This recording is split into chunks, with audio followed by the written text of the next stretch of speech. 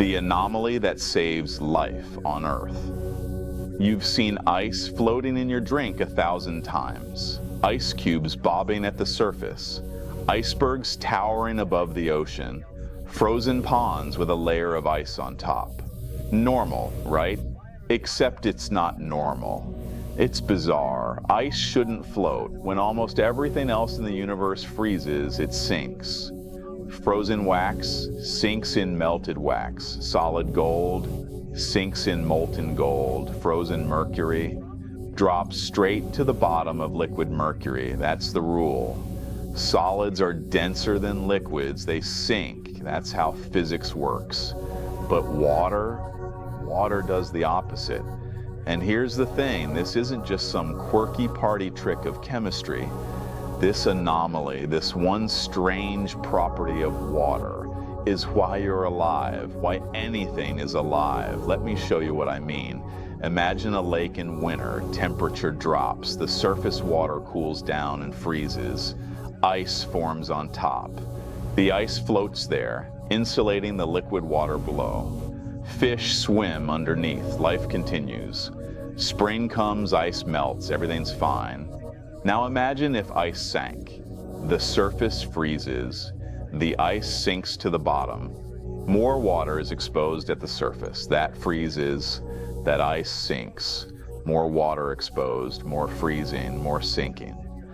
The lake freezes from the bottom up, layer by layer, until the entire thing is solid ice. Everything in it dies. Frozen solid. Spring comes. Does the ice melt? Maybe the top layer if the sun can reach it. But the bottom, the deep ice, that stays frozen, year after year. The lake never fully thaws. It becomes a permanent frozen mass with maybe a thin layer of water on top in summer. And it's not just lakes.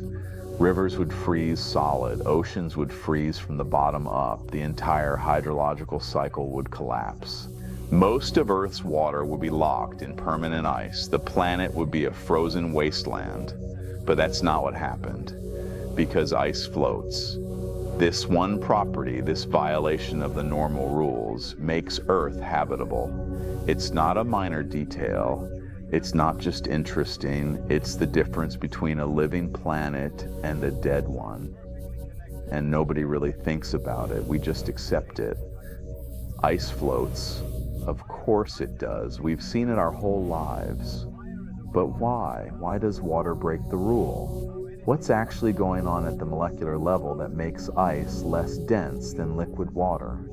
What force is strong enough to override the fundamental principle that solids should be denser than liquids? That's what we're going to figure out. Because when you dig into why ice floats, when you really ask what's happening, you discover something so elegant, so perfectly strange, that it changes how you see everything about the world around you. The answer isn't simple. It's not, that's just how water is. There's a reason. A real physical reason, and it involves forces and structures and molecular dances that are happening right now in every glass of water, every raindrop, every cell in your body. Let's find out what's really going on. The solid-liquid density problem. Okay, let's establish the rule first. The normal rule, the one water is breaking. When something freezes, it gets denser. That's what's supposed to happen, always. Why? Because of what freezing actually is. When a liquid cools down, the molecules slow down. They have less kinetic energy. They're not bouncing around as much. And when they slow down enough, they start locking into position. They crystallize, they form a solid structure. And here's the key. When molecules lock into a solid structure, they pack together more tightly than they did in the liquid state. The liquid was loose, disordered, molecules sliding past each other randomly.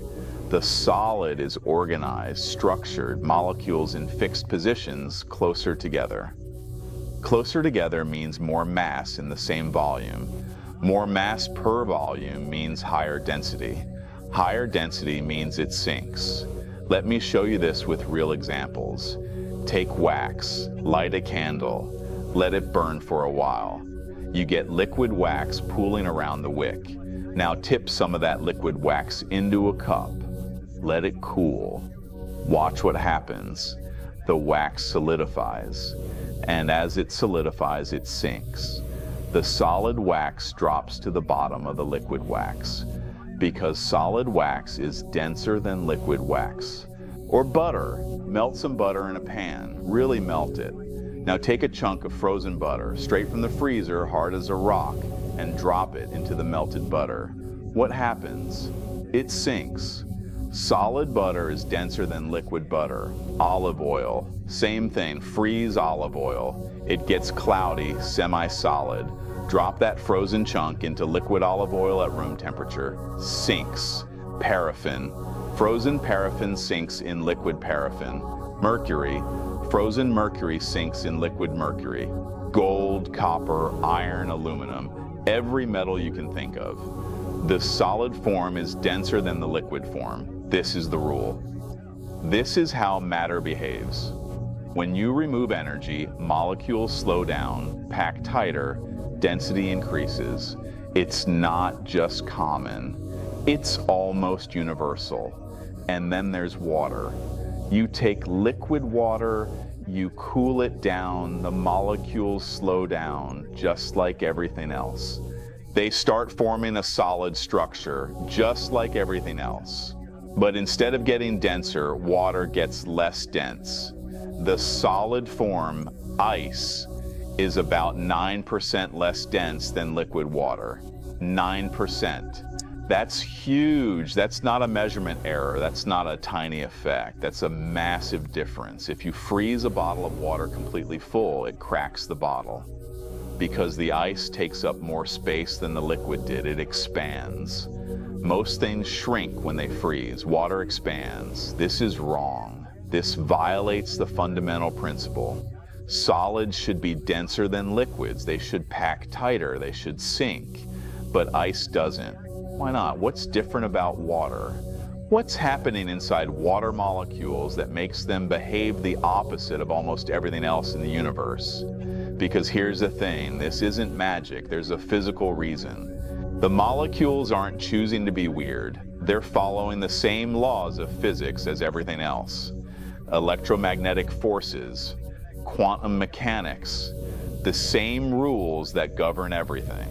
But somehow, when you put those rules together in the specific case of water, you get this bizarre result.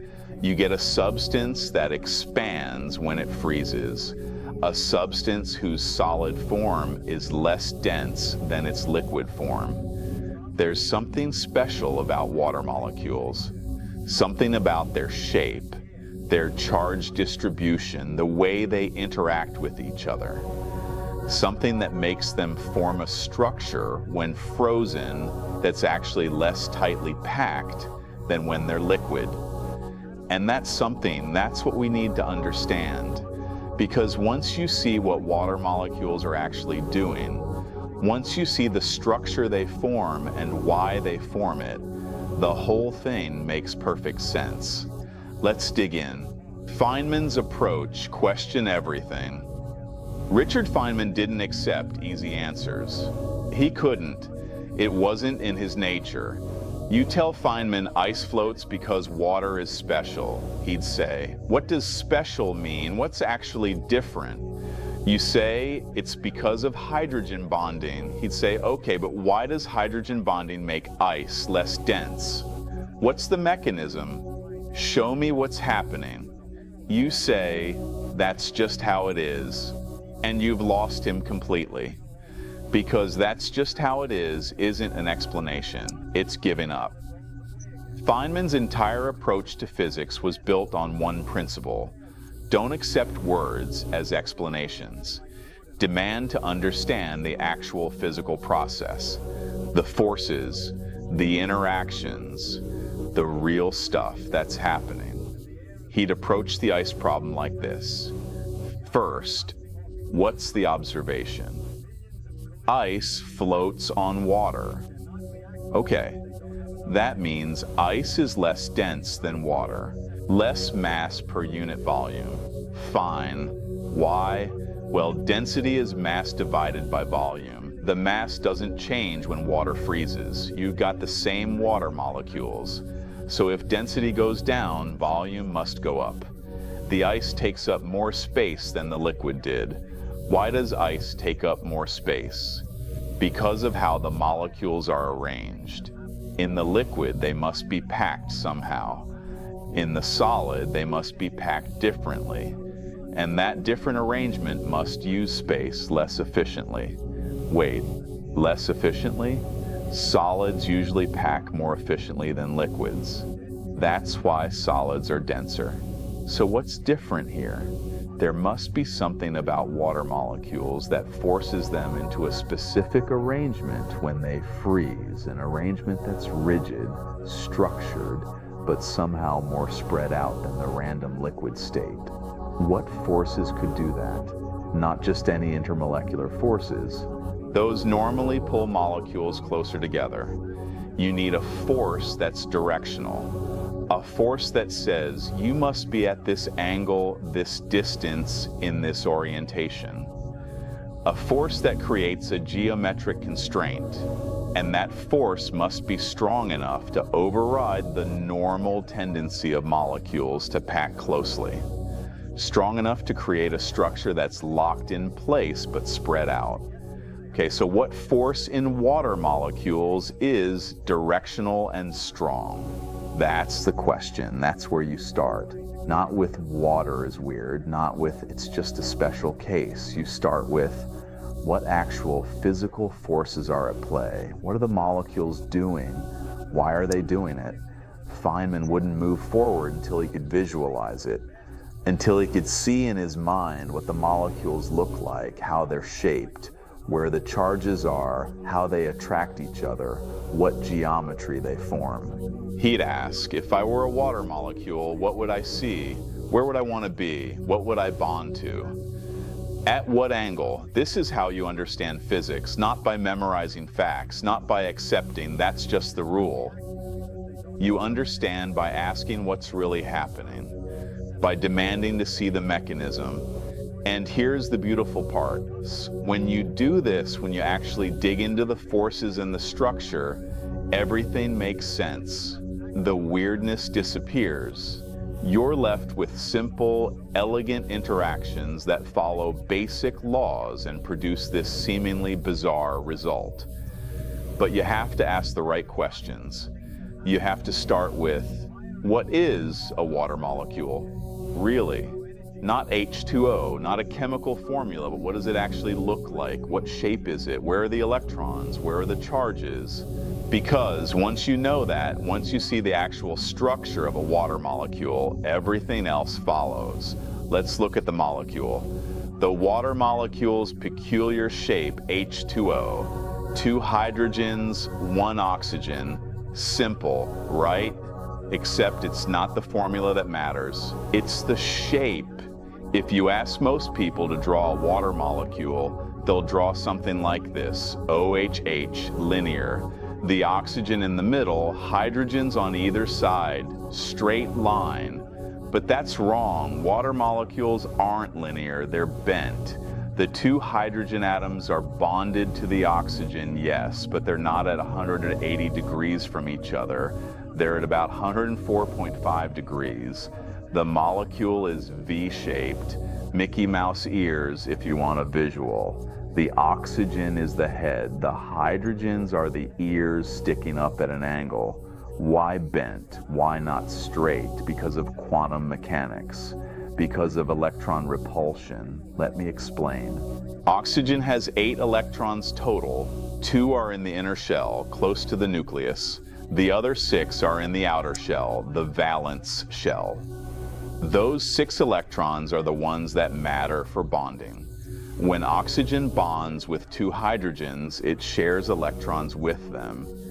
Each hydrogen has 1 electron. The oxygen shares 2 of its electrons, 1 with each hydrogen. That's 2 bonds. That accounts for 2 of oxygen's 6 valence electrons. but there are still 4 electrons left over. 4 electrons that aren't involved in bonding. These are called lone pairs, and they sit on the oxygen atom in the space around it. Now here's the key. Electrons repel each other. They're all negatively charged. They want to be as far apart as possible. You got 2 bonding pairs of electrons, the OH bonds, and 2 lone pairs just sitting on the oxygen. 4 pairs of electrons total, all repelling each other, all trying to maximize the distance between them.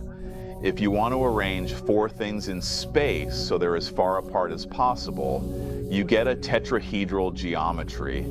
Imagine a pyramid with a triangular base. The 4 pairs of electrons point toward the 4 corners of that tetrahedron, but we only see 2 of those pairs, the ones involved in the OH bonds. The lone pairs are invisible. We just see the oxygen and the 2 hydrogens. So the shape we see is bent. The 2 hydrogens are pushed down from the straight line by the lone pairs shoving them. The angle ends up at 104.5 degrees. Okay, that's the shape. Bent molecule. But why does that matter? Because of where the charges end up. Oxygen is greedy. It's electronegative. It pulls electrons toward itself much more strongly than hydrogen does. So when oxygen bonds with hydrogen, the shared electrons spend most of their time closer to the oxygen. This creates a charge separation. The oxygen end of the molecule becomes slightly negative because it's hogging the electrons. The hydrogen ends become slightly positive because they've lost some electron density. And because the molecule is bent, these charges don't cancel out. If the molecule were linear, the 2 positive hydrogens would be on opposite sides of the negative oxygen. The charges would balance. The molecule would be neutral overall, no net dipole.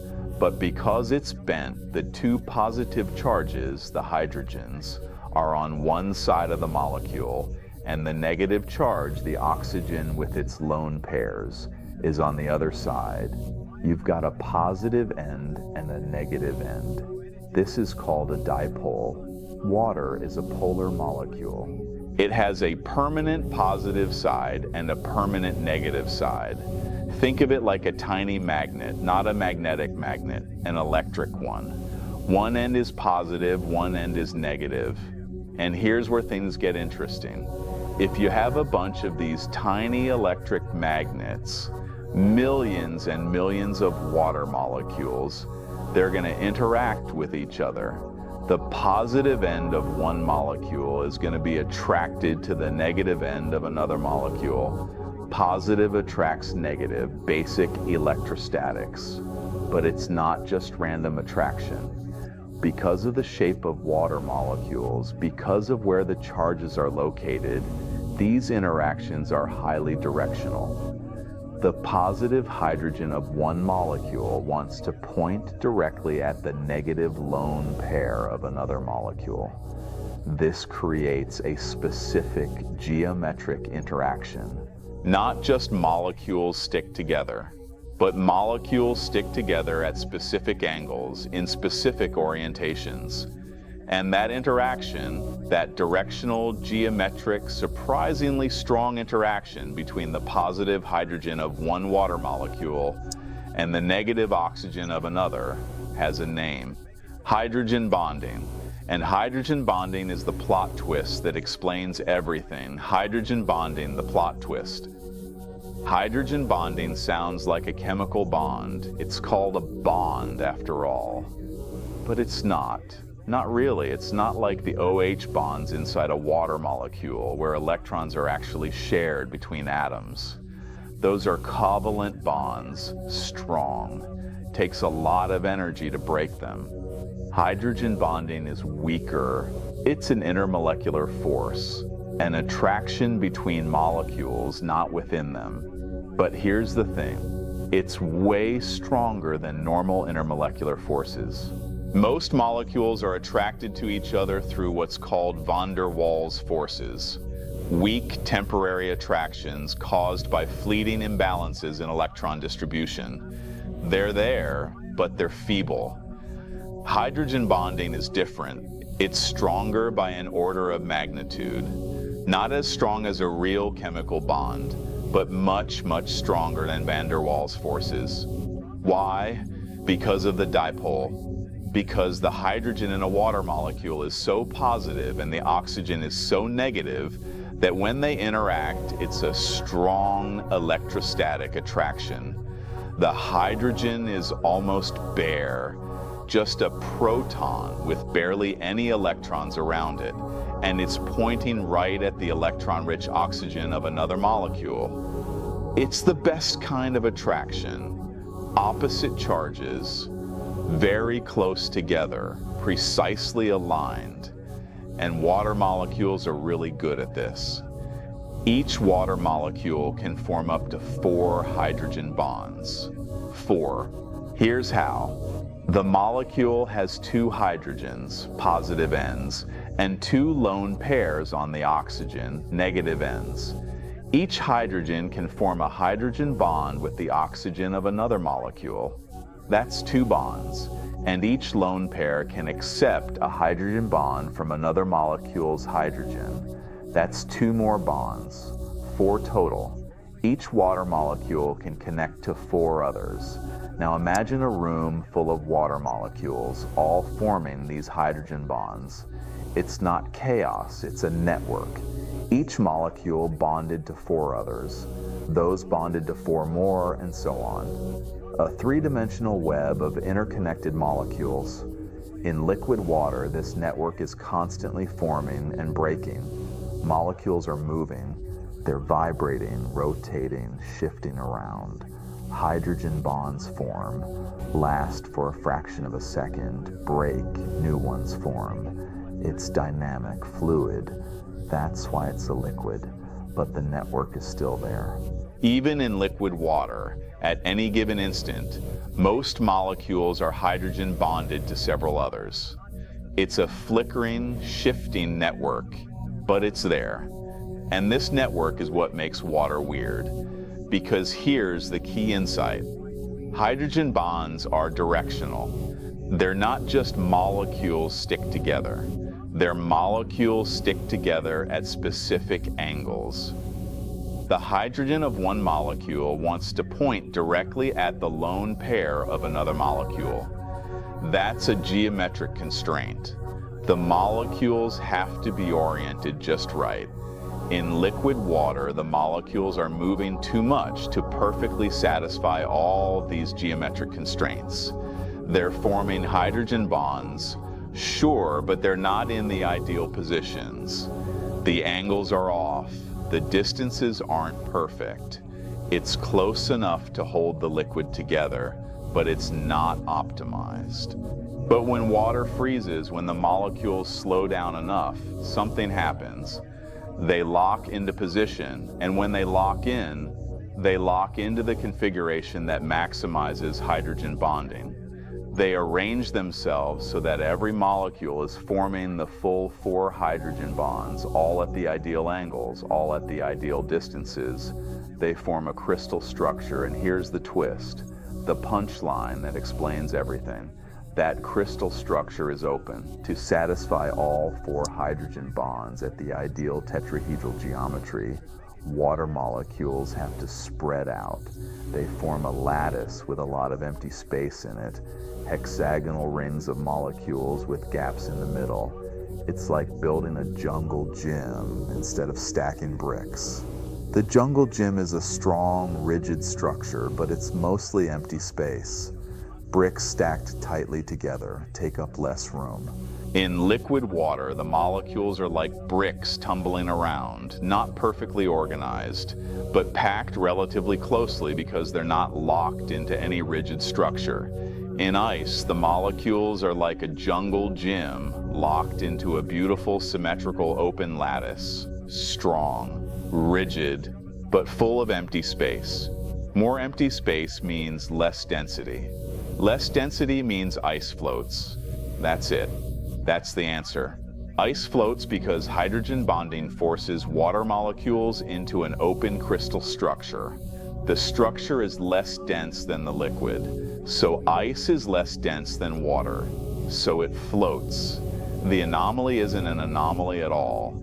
It's a direct consequence of the molecular structure and the forces at play. Water molecules are bent.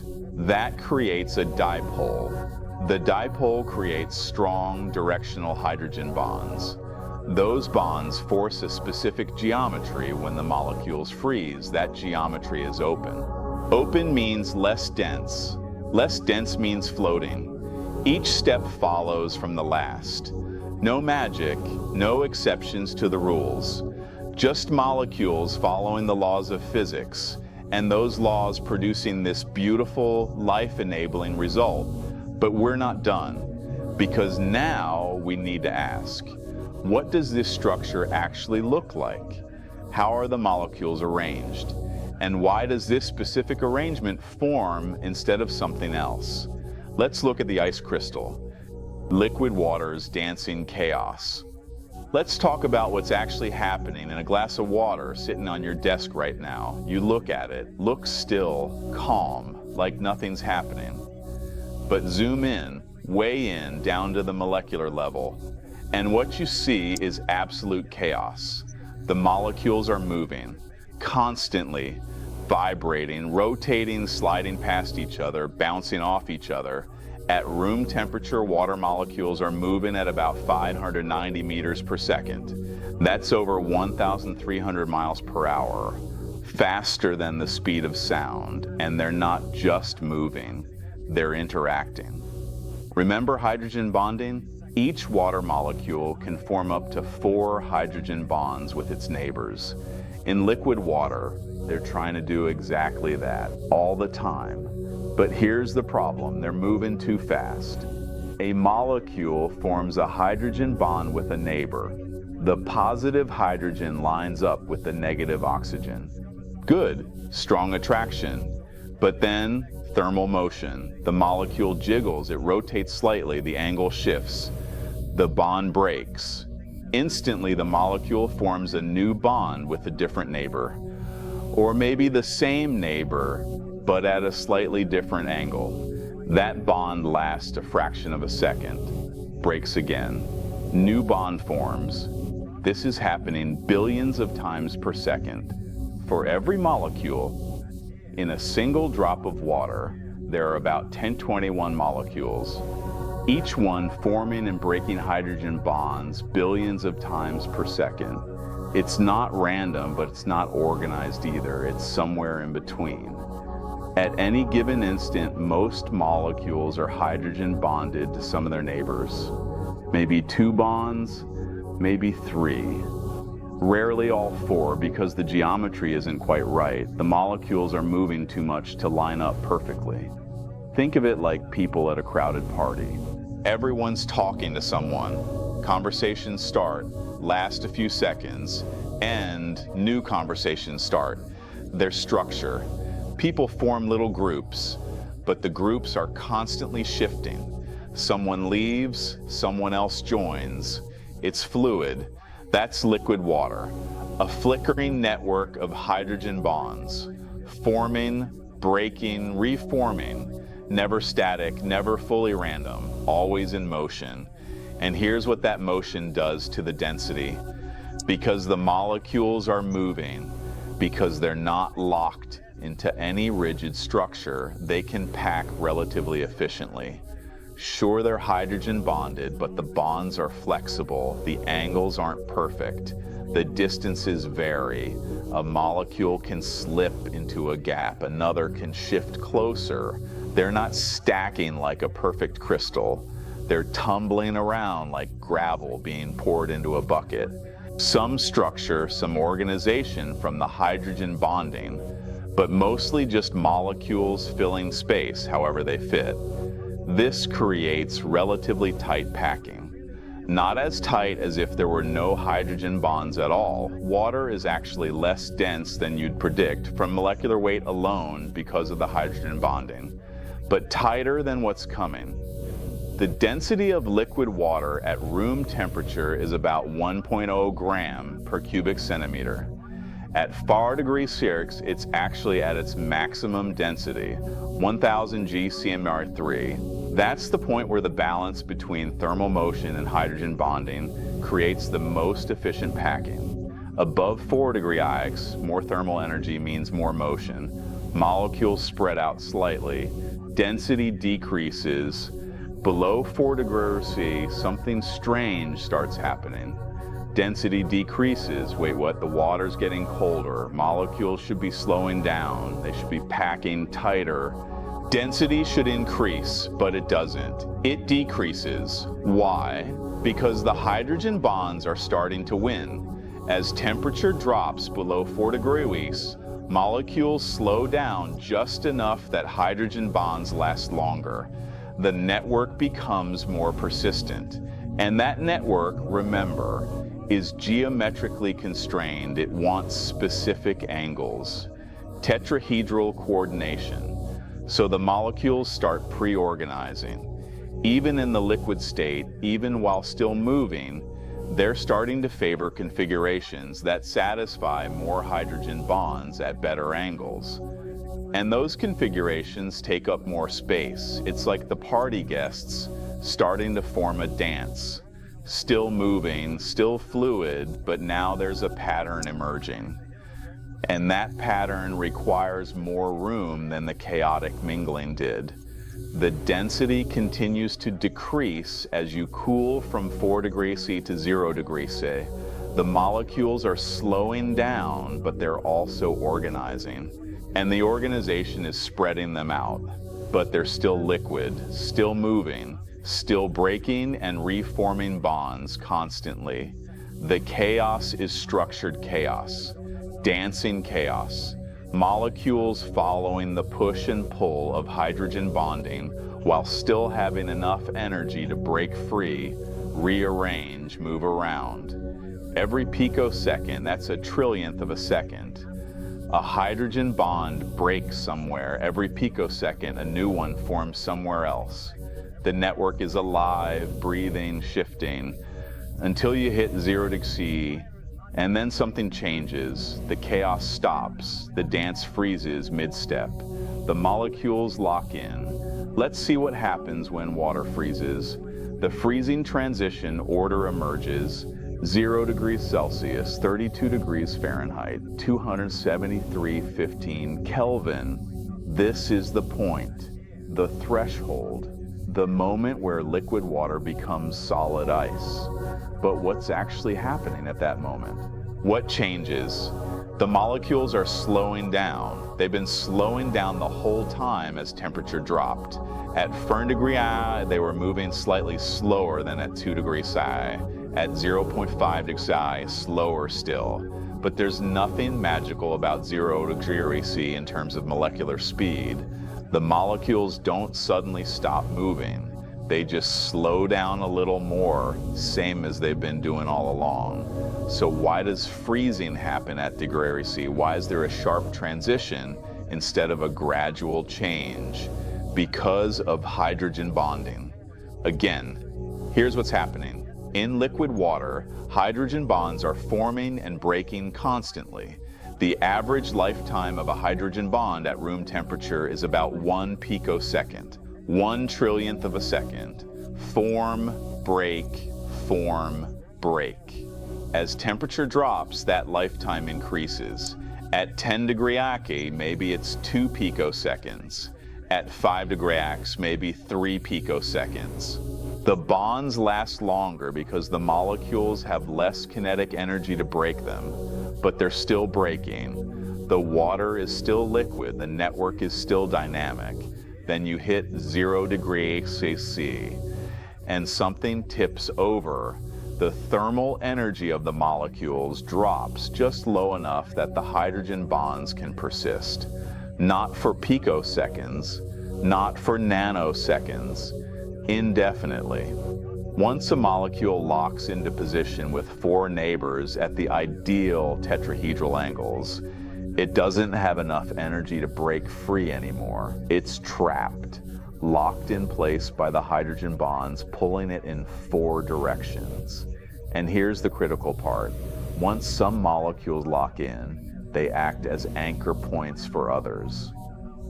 Imagine dominoes, except these dominoes don't fall, they stand up. One molecule locks into the crystal structure. Now it's a template. Its 4 neighbors can lock in around it, matching the geometry. Now there are 5 molecules locked in. Each of those can template more neighbors. The crystal structure spreads. This is called nucleation. You need a seed, a starting point. Once you have it, growth is rapid. In practice, freezing doesn't happen exactly at 0 degrees C everywhere in the water at once. It starts at nucleation sites, impurities, rough spots on the container, existing ice crystals. The ice forms there first and spreads. You can actually supercool pure water, get it below 0 degrees C without freezing, if there are no nucleation sites. The water wants to freeze, the temperature is low enough, but it needs somewhere to start. Touch it, add a speck of dust, and boom, flash freezing. The entire thing crystallizes in seconds. But under normal conditions, with normal nucleation, freezing begins at 0 degrees and propagates through the water. And as it does, the structure that forms is completely different from the liquid. In liquid water, molecules were moving, slipping past each other, hydrogen bonds forming and breaking. Structured chaos. Relatively tight packing because molecules could shift and fit into available space. In ice, every molecule is locked in place. 4 hydrogen bonds per molecule, all at ideal angles, all at ideal distances. No motion except vibration around fixed positions. No breaking and reforming, just a rigid, locked crystal. This is order. Perfect geometric order. Each molecule is tetrahedrally coordinated. Imagine a molecule at the center, 4 neighbors around it, pointing toward the corners of a tetrahedron. Each of those neighbors also has 4 neighbors in the same arrangement, and so on. An infinite 3-dimensional lattice of perfect tetrahedral coordination. Beautiful, symmetrical, organized. And here's the twist. The thing that makes ice different from almost every other substance in the universe. This perfectly organized structure takes up more space than the chaotic liquid did. More organization, lower density. That shouldn't happen. Organization usually means efficiency. Things pack tighter when they're organized.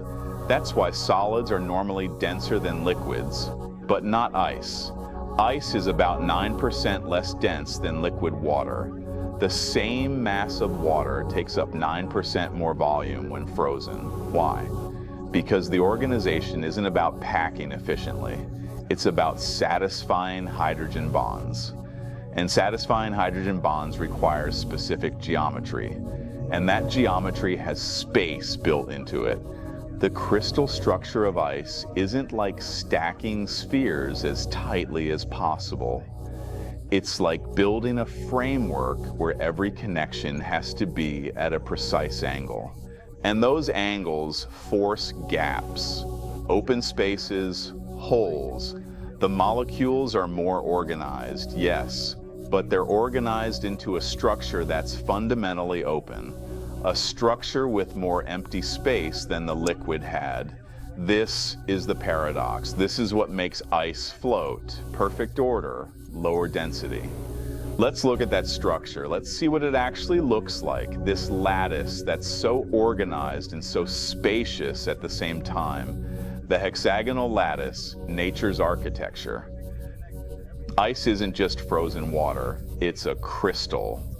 And like all crystals, it has a specific repeating structure.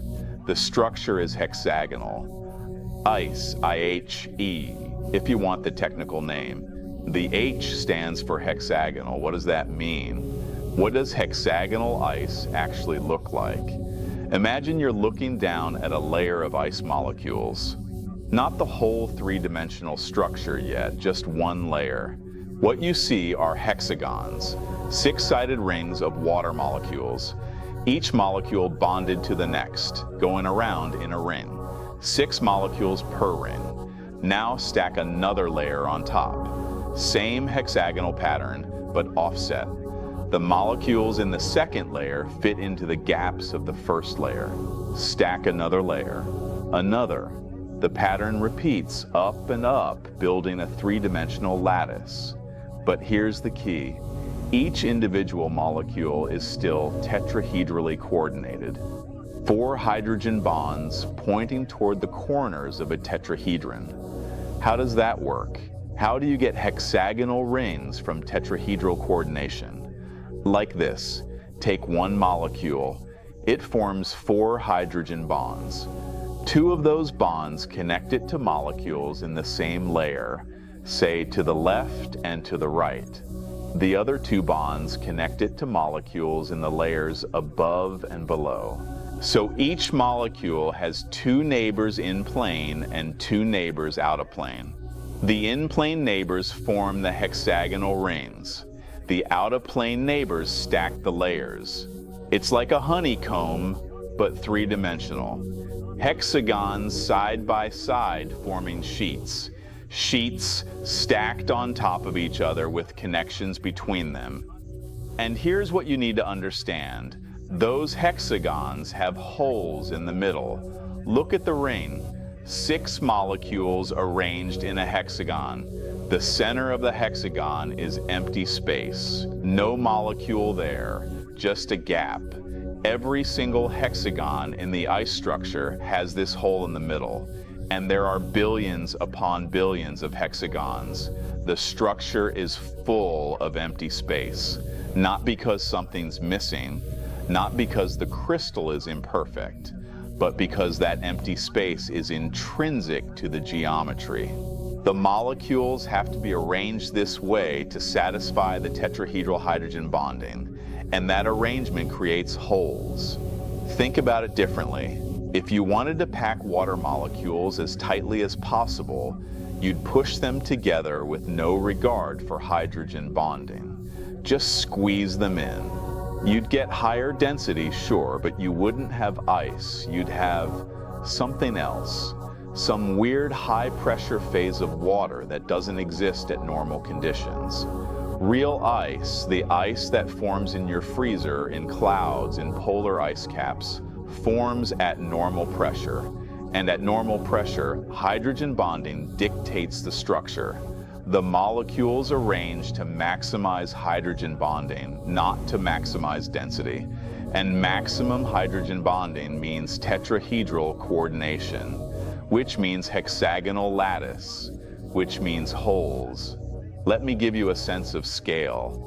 In liquid water, the molecules are packed with an average distance of about 2.8 angstroms between neighbors.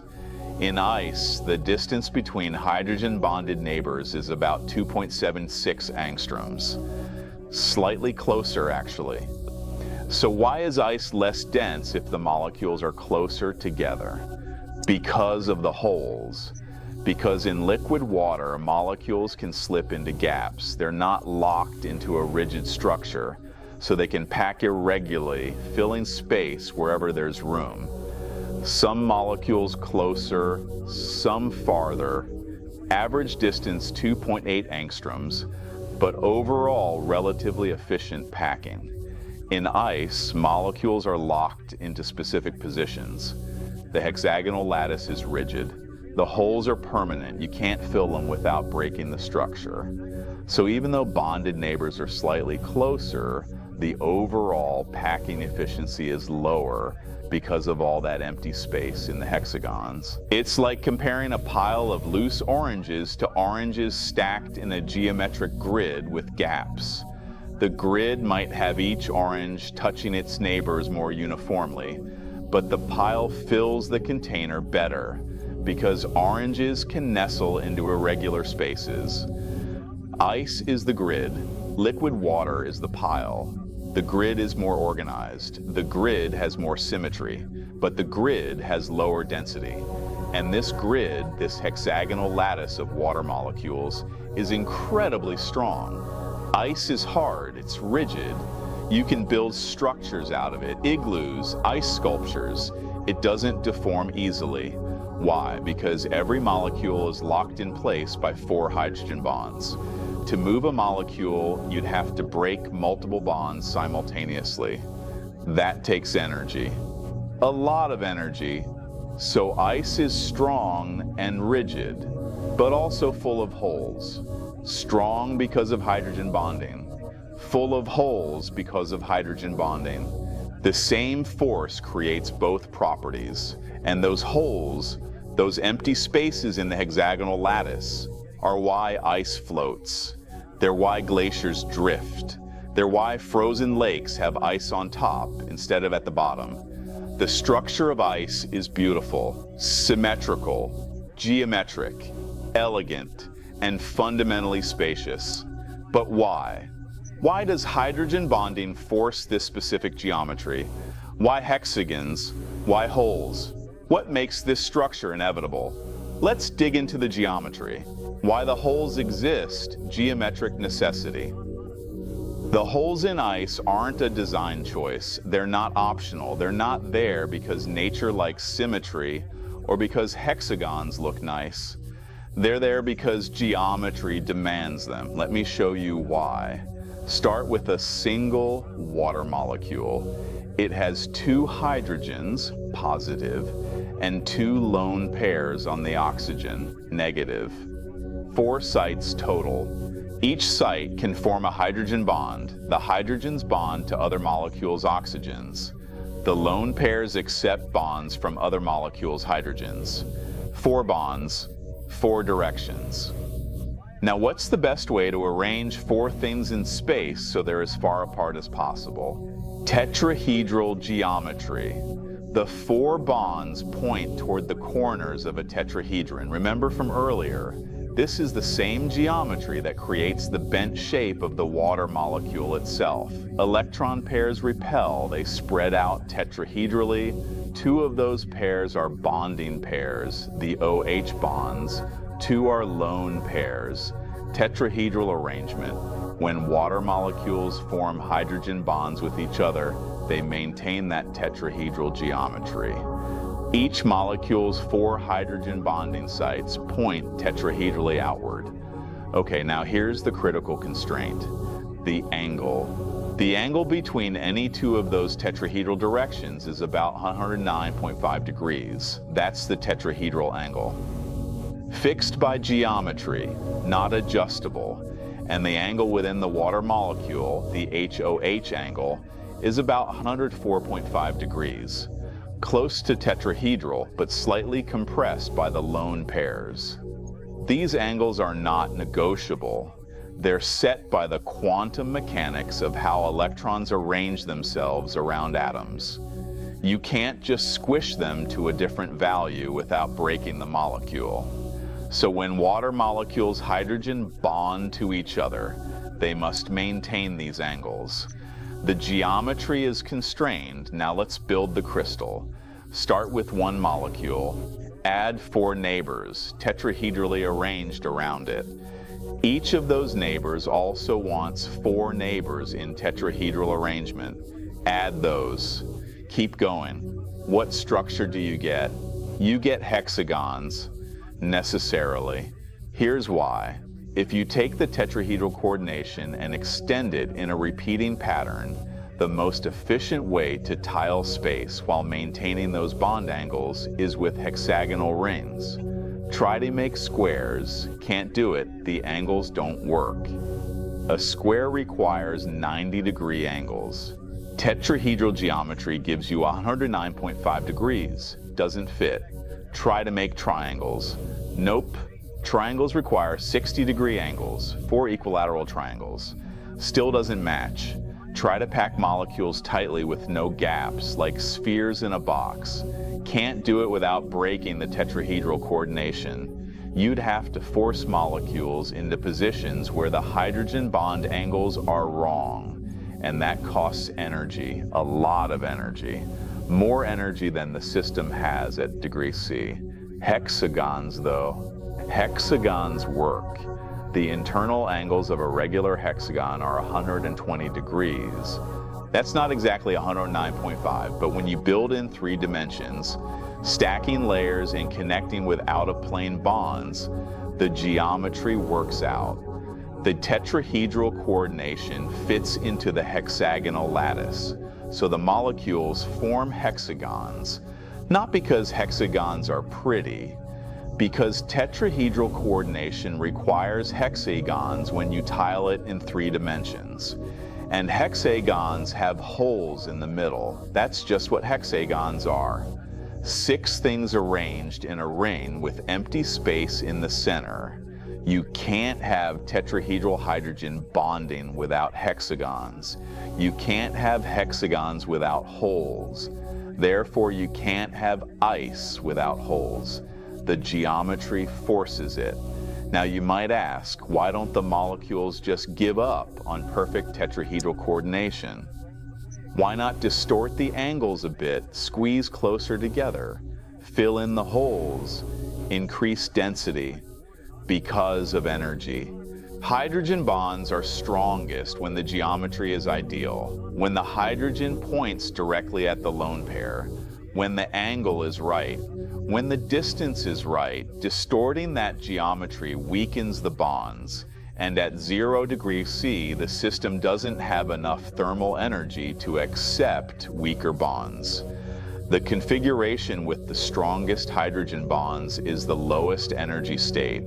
That's the state the system settles into, so the molecules lock into perfect tetrahedral coordination, which creates hexagons, which creates holes, which creates lower density. The holes are the price of strong hydrogen bonding. You can't have both maximum hydrogen bonding and maximum density. The geometry won't allow it. Nature chooses hydrogen bonding. The density is what it is as a consequence, and that's why ice floats.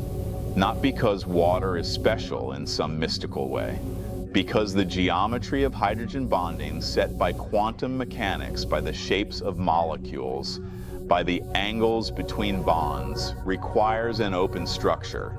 The universe doesn't care that this seems weird. The universe follows the rules. And the rules say tetrahedral coordination, hexagonal lattice, holes in the structure, lower density. Ice floats because geometry demands it. But there's a deeper way to think about this, a way that Feynman would think about it, not just what happens, but why does this configuration win? What are the competing forces?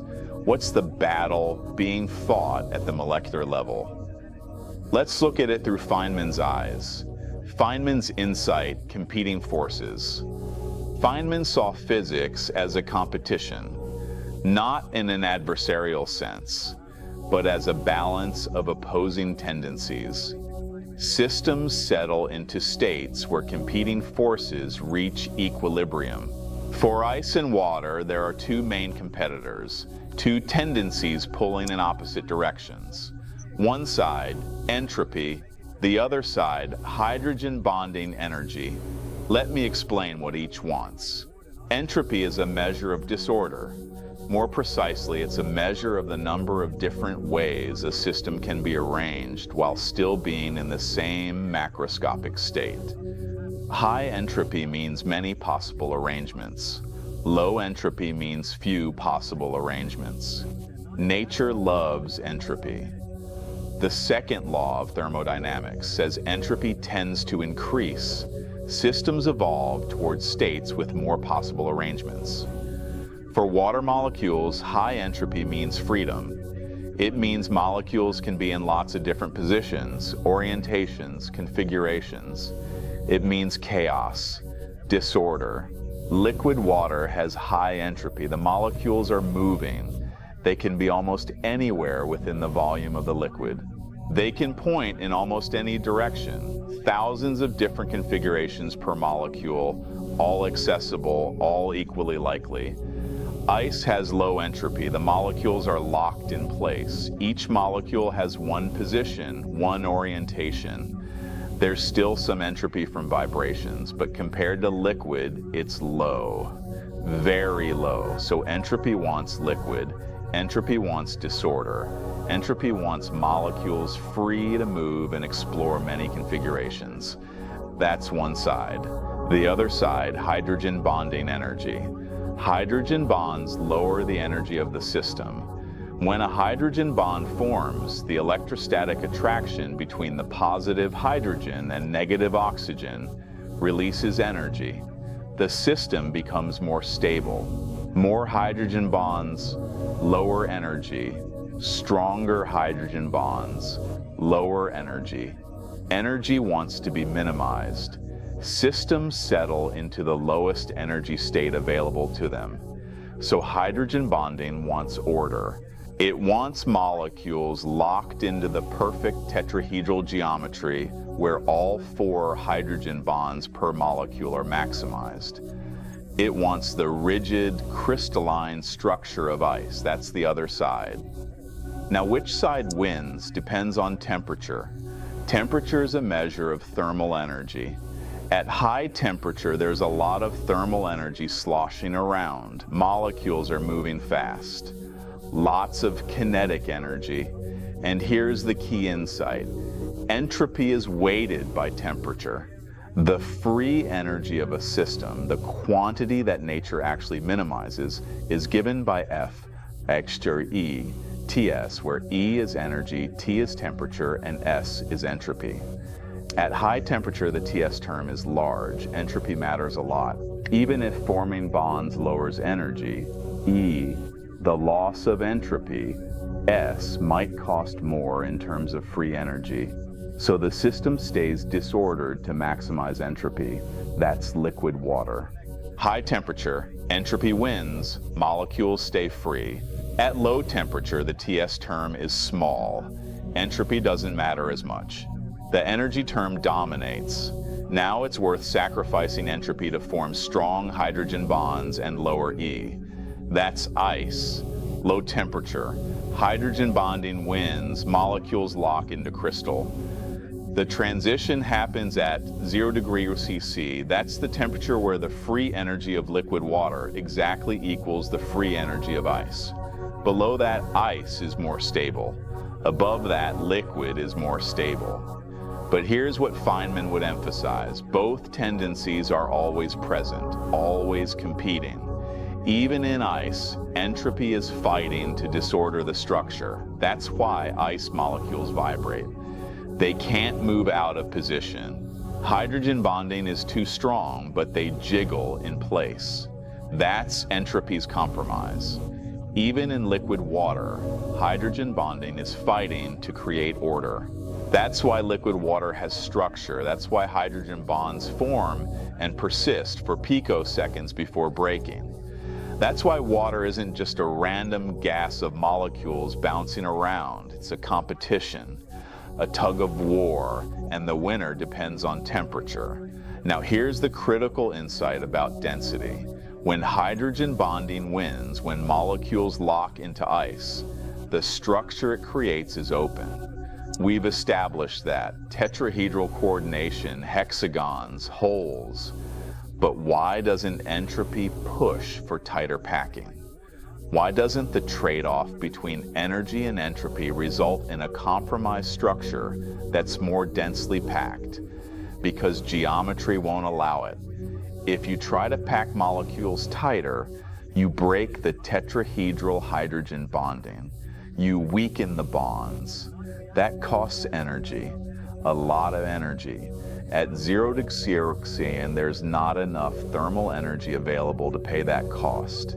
The system can't afford to weaken hydrogen bonds just to pack tighter. So the structure that forms is the one that maximizes hydrogen bonding strength. And that structure happens to be open. You could pack tighter at higher pressure, compress the ice, force molecules closer together.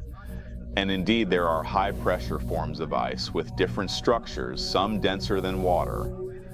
Ice Thur, Ice V, Ice VI, all the way up to Ice Skinny.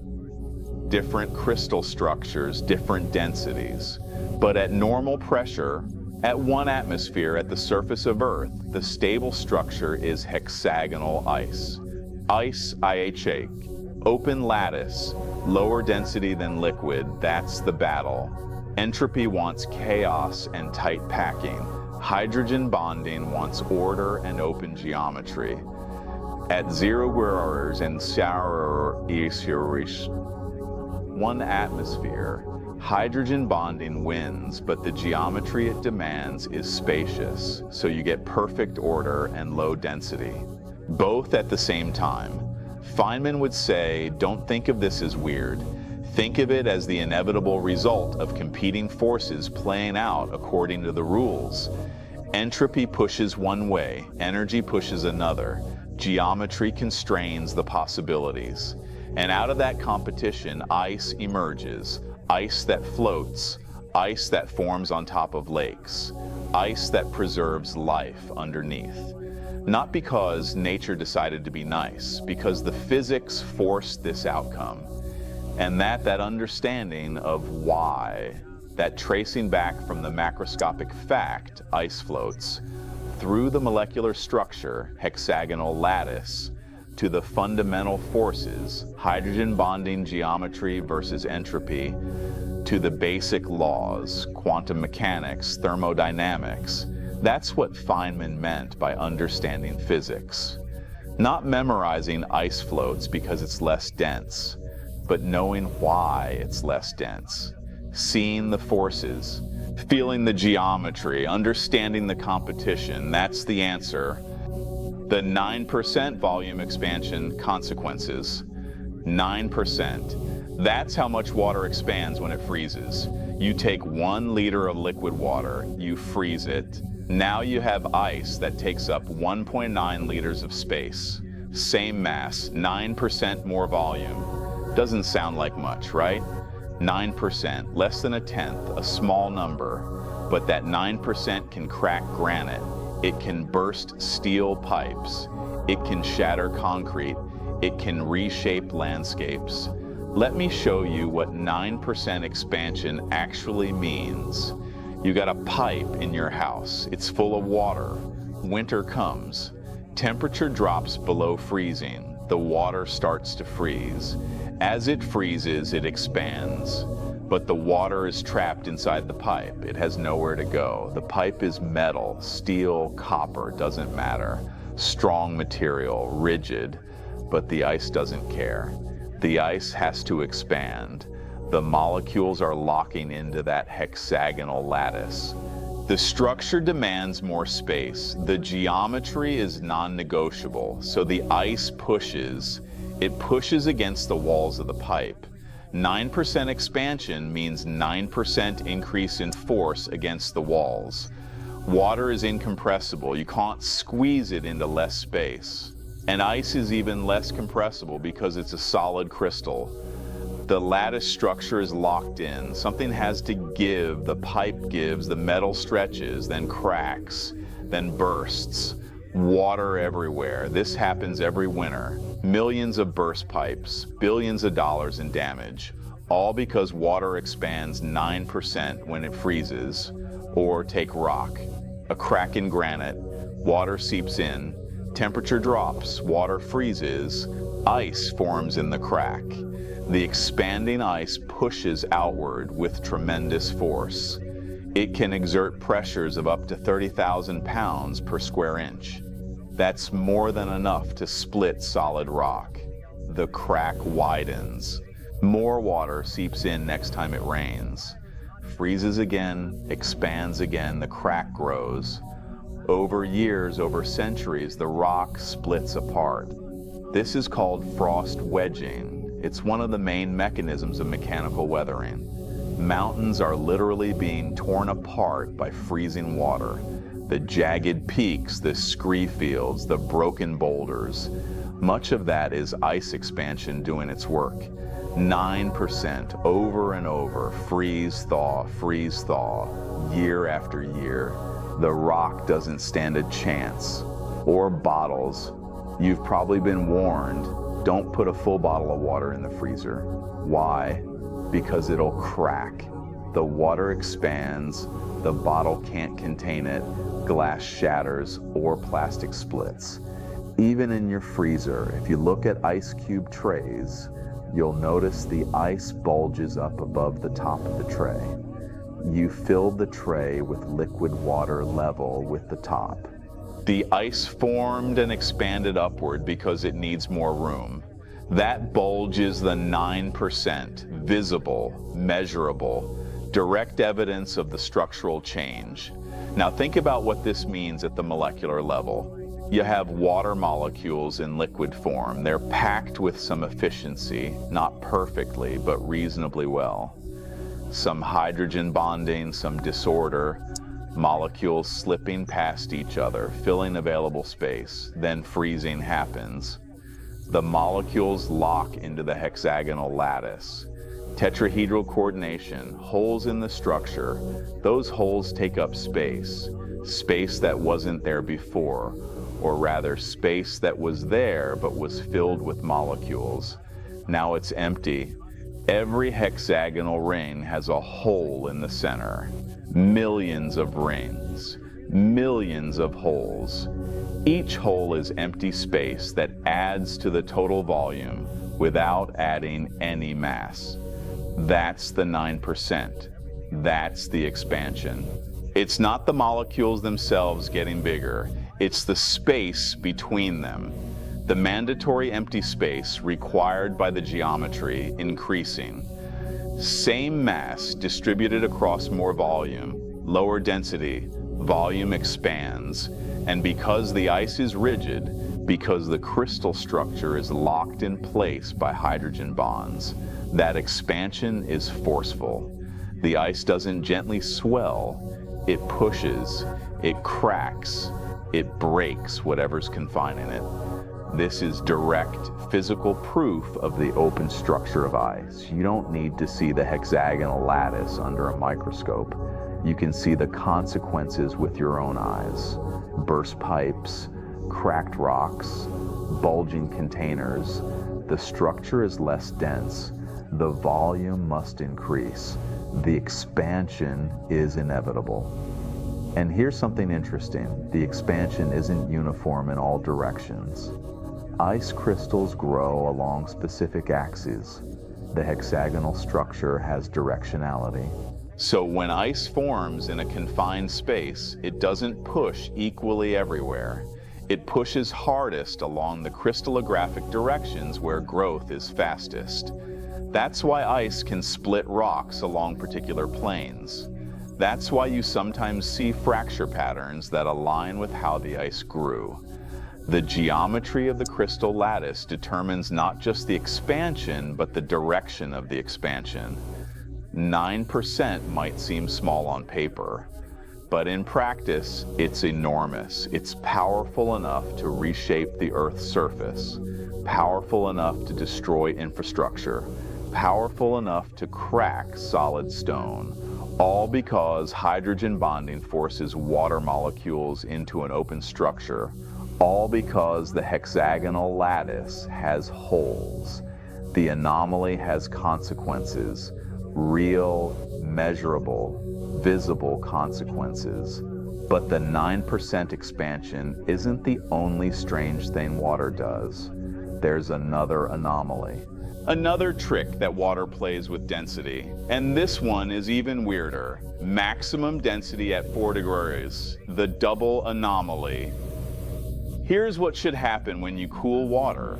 It should get denser, continuously, all the way down to freezing. That's how normal substances work.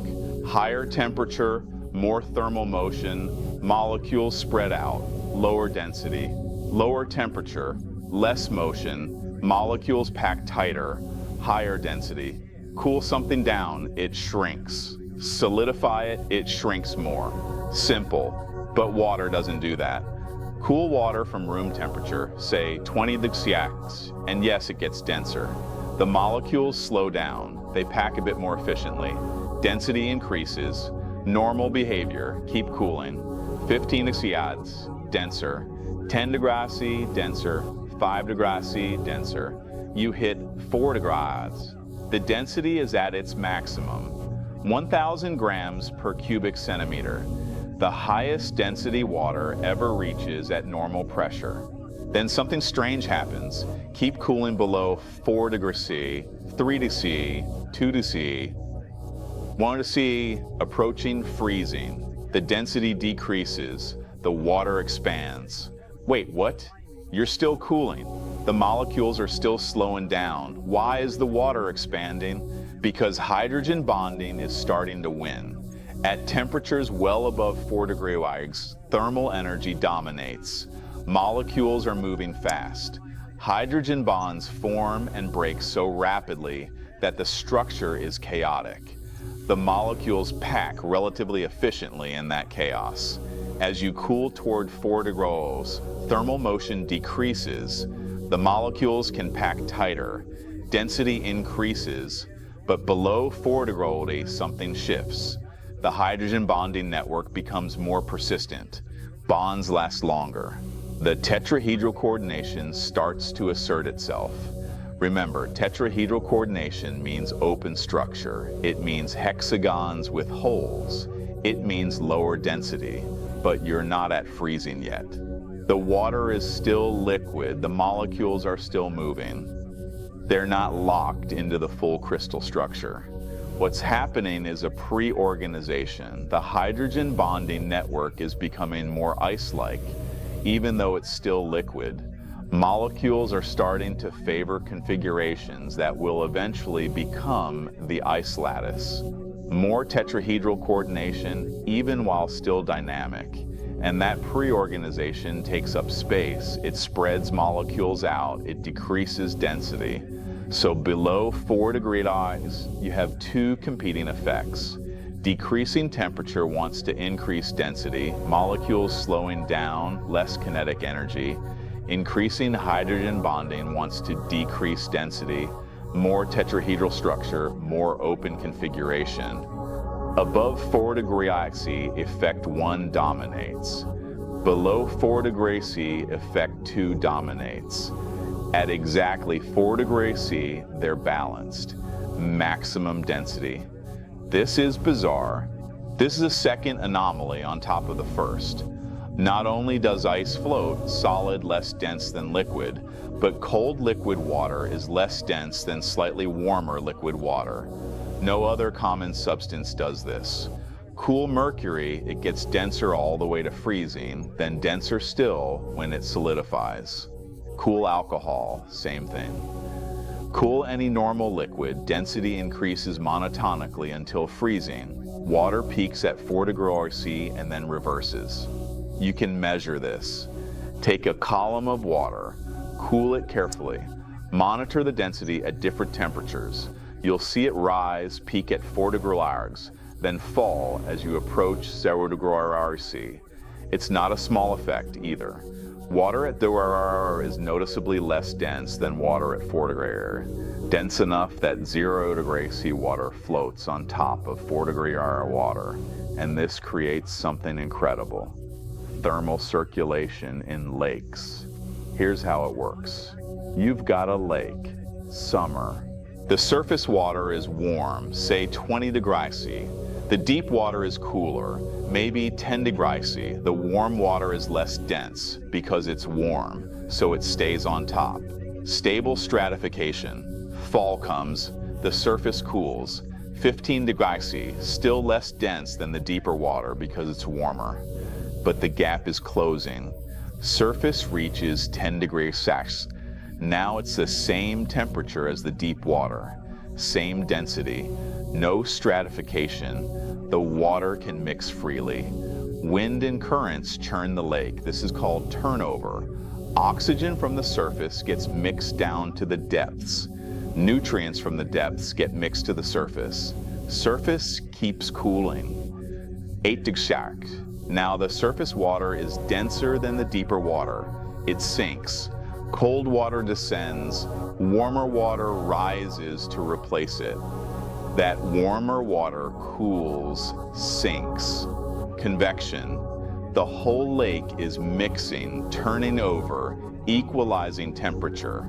This continues until the entire lake reaches 4 degrees. Top to bottom, uniform temperature, maximum density everywhere. Then winter really hits. The surface cools below 4 degrees C, say 2 degrees C. Now the surface water is less dense than the 4 degrees C water below it. It stops sinking. It stays on top. The surface cools further. 1 degree C. 0 degrees C freezes. Ice forms on top, but the deep water, still 4 degrees C, still liquid, still dense. It stays at the bottom. The lake freezes from the top down, not the bottom up, and it stops freezing once the surface is covered, because the ice insulates the water below. This is the double anomaly at work. Maximum density at 4 degrees means cold water sinks until it hits that temperature, then stops sinking and starts rising as it gets colder. Without this, lakes wouldn't circulate. Without turnover, oxygen wouldn't reach the depths. Without the density inversion below 4 degrees C, ice would keep sinking and lakes would freeze solid. The 4 degrees C maximum density is just as crucial for life as ice floating.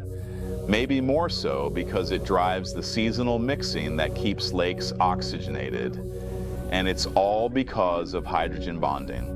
Because the tetrahedral coordination starts asserting itself even in liquid water as temperature drops. Because the structure of liquid water is already becoming ice-like before it actually freezes. Water doesn't just have one anomaly, it has two, stacked on top of each other. Ice floats, and cold water rises, both from the same cause, both from hydrogen bonding geometry, both essential for life. Let's see what this actually looks like in a real lake. Let's walk through a winter freeze and see the anomalies in action. Ecological implications. The freezing lake picture. A lake in autumn. Northern latitude, Minnesota maybe, or Canada. Somewhere cold, it's October. The air temperature is dropping, the surface water is cooling down. At the surface 10 degrees size, at the bottom maybe 50 feet down. Still 8 degrees from summer heat that penetrated deep and hasn't fully dissipated yet. The surface water cools to 9 degrees. Now it's denser than the bottom water. What happens? It sinks. Cold water descends. Warmer water from below rises to replace it. That warmer water is now at the surface, exposed to the cold air. It cools, it sinks. More water rises. This is convection. The lake is churning, mixing, top to bottom. This is the fall turnover, and this is critical because the deep water has been sitting there all summer. Fish have been living down there, breathing, consuming oxygen. Decomposition has been happening. Oxygen levels in the depths have been dropping. But now, oxygenated water from the surface is sinking down, replenishing the deep water. And nutrient-rich water from the depths is rising up, feeding the surface ecosystem. The whole lake is being stirred, homogenized. This mixing is life. The process continues. Surface cools to 8 degrees, sinks. 7 degrees C sinks. 6 degrees C sinks. The entire lake is gradually cooling, but it's staying mixed because the colder water is always denser, always sinking. Eventually, maybe November now, the whole lake reaches 4 degrees, uniform temperature, maximum density everywhere. The turnover is complete. Then the air gets colder. The surface water drops to 3 degrees. And now, for the first time, it doesn't sink, because 3 degrees C water is less dense than 4 degrees air water. It's lighter. It floats on top. The convection stops. The lake stops mixing. The surface layer is now isolated from the deep water. Surface cools to 2 degrees C, still floating on top. Water still on top. The cold water is accumulating at the surface, getting colder and colder, but it's not sinking because it's less dense than the 4 degrees C water below. Then 0 degrees C, freezing point, ice starts to form. Ice crystals appear at the surface. They grow, they connect. Within hours or days, depending on how cold it is, the surface is covered with a layer of ice. And beneath that ice, liquid water. Still at Durifurici right under the ice, but just a bit deeper, it's warmer. A few feet down, maybe 2 degrees. 10 feet down, maybe 3 degrees. At the bottom, still 4 degrees. The lake has stratified, ice on top, cold water below that, warmer water at the bottom. Temperature gradient from top to bottom, but all of it liquid except the surface. Now winter continues, December, January, bitter cold. The ice layer thickens. More water freezes onto the bottom of the ice sheet. The ice might get a foot thick, 2 feet. In extreme cold, even thicker, but the deep water stays liquid. Because the ice layer insulates it, ice is a good insulator. It blocks the cold air from directly contacting the water below. The freezing process slows dramatically once there's a substantial ice layer.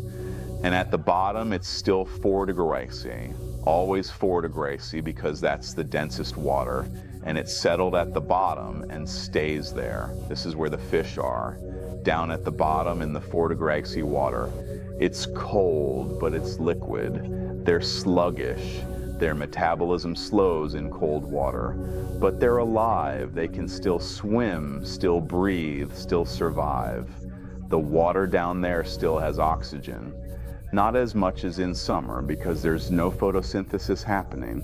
The ice blocks light, so no algae or plants are producing oxygen. And there's no mixing with the surface. The stratification is stable. So oxygen is being slowly consumed by respiration and decomposition, and it's not being replenished.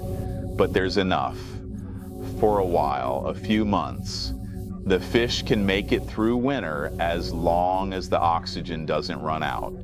If the lake is deep enough, if there was enough turnover in the fall, if there's not too much decomposing organic matter consuming oxygen, the fish survive. Spring comes, March, April, the ice melts. The surface water warms from 0 degrees to 1 degree, 2 degrees, 3 degrees, 4 degrees.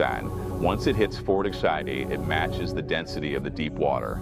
The stratification breaks down. Wind can mix the lake again. Spring turnover. Oxygen floods back to the depths. The fish survive. The ecosystem survives. Life continues. Now imagine if ice sank. Same lake, same autumn, but this time, when the surface water cools and freezes, the ice sinks to the bottom. The surface is now open water again. It freezes.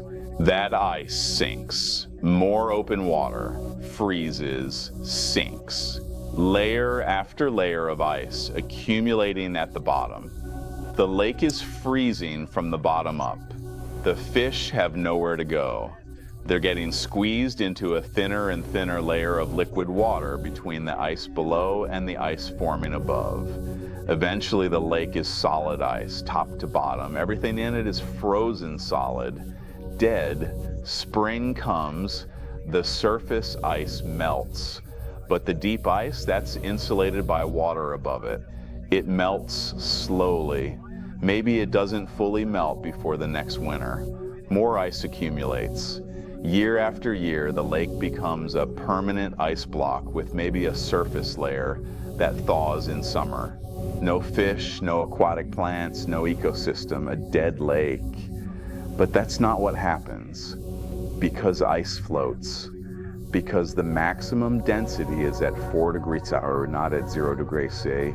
Because hydrogen bonding creates an open structure that's less dense than liquid water.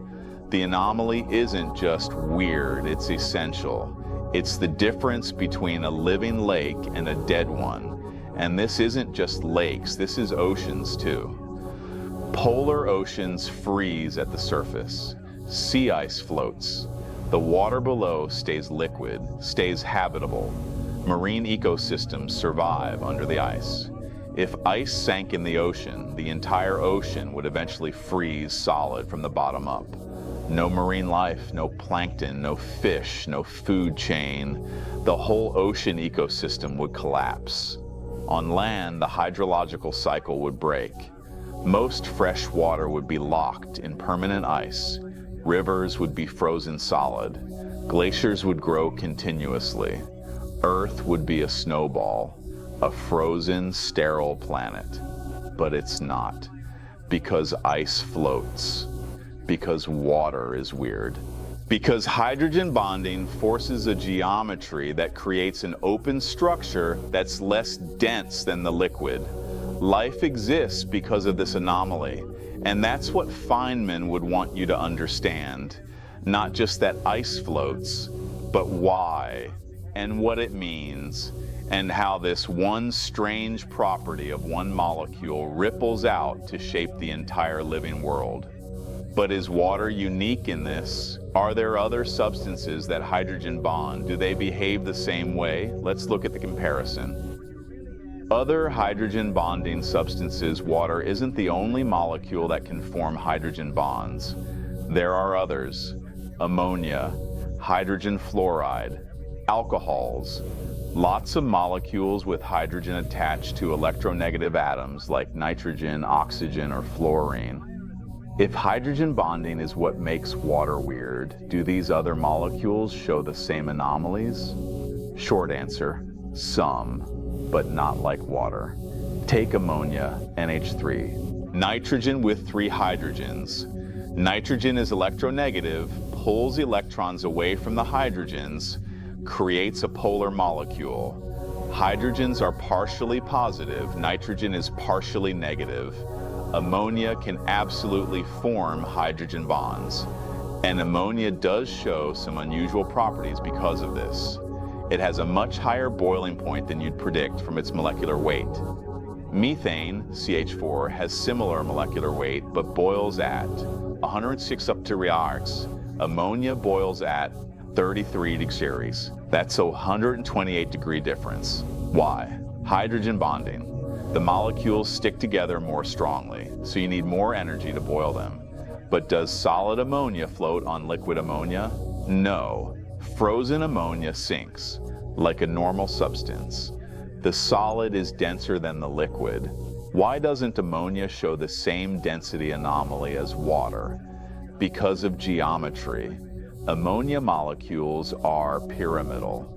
The nitrogen at the apex, 3 hydrogens at the base of the pyramid. Each ammonia molecule can form hydrogen bonds, but it has 3 hydrogens, donors, and only 1 lone pair on the nitrogen, acceptor. That's asymmetric, not 4 equivalent bonding sites like water. So ammonia can't form the same kind of tetrahedral network. The geometry doesn't work out the same way. When ammonia freezes, it does form a hydrogen-bonded crystal. But the structure is different. It's more densely packed. No hexagonal rings with holes. The solid is denser than the liquid. Ammonia is weird because of hydrogen bonding, hence the high boiling point, but not weird enough to float when frozen. Okay, what about hydrogen fluoride? HF, fluorine, is the most electronegative element. If any molecule should have strong hydrogen bonding, it's HF, and it does. HF has extremely strong hydrogen bonds.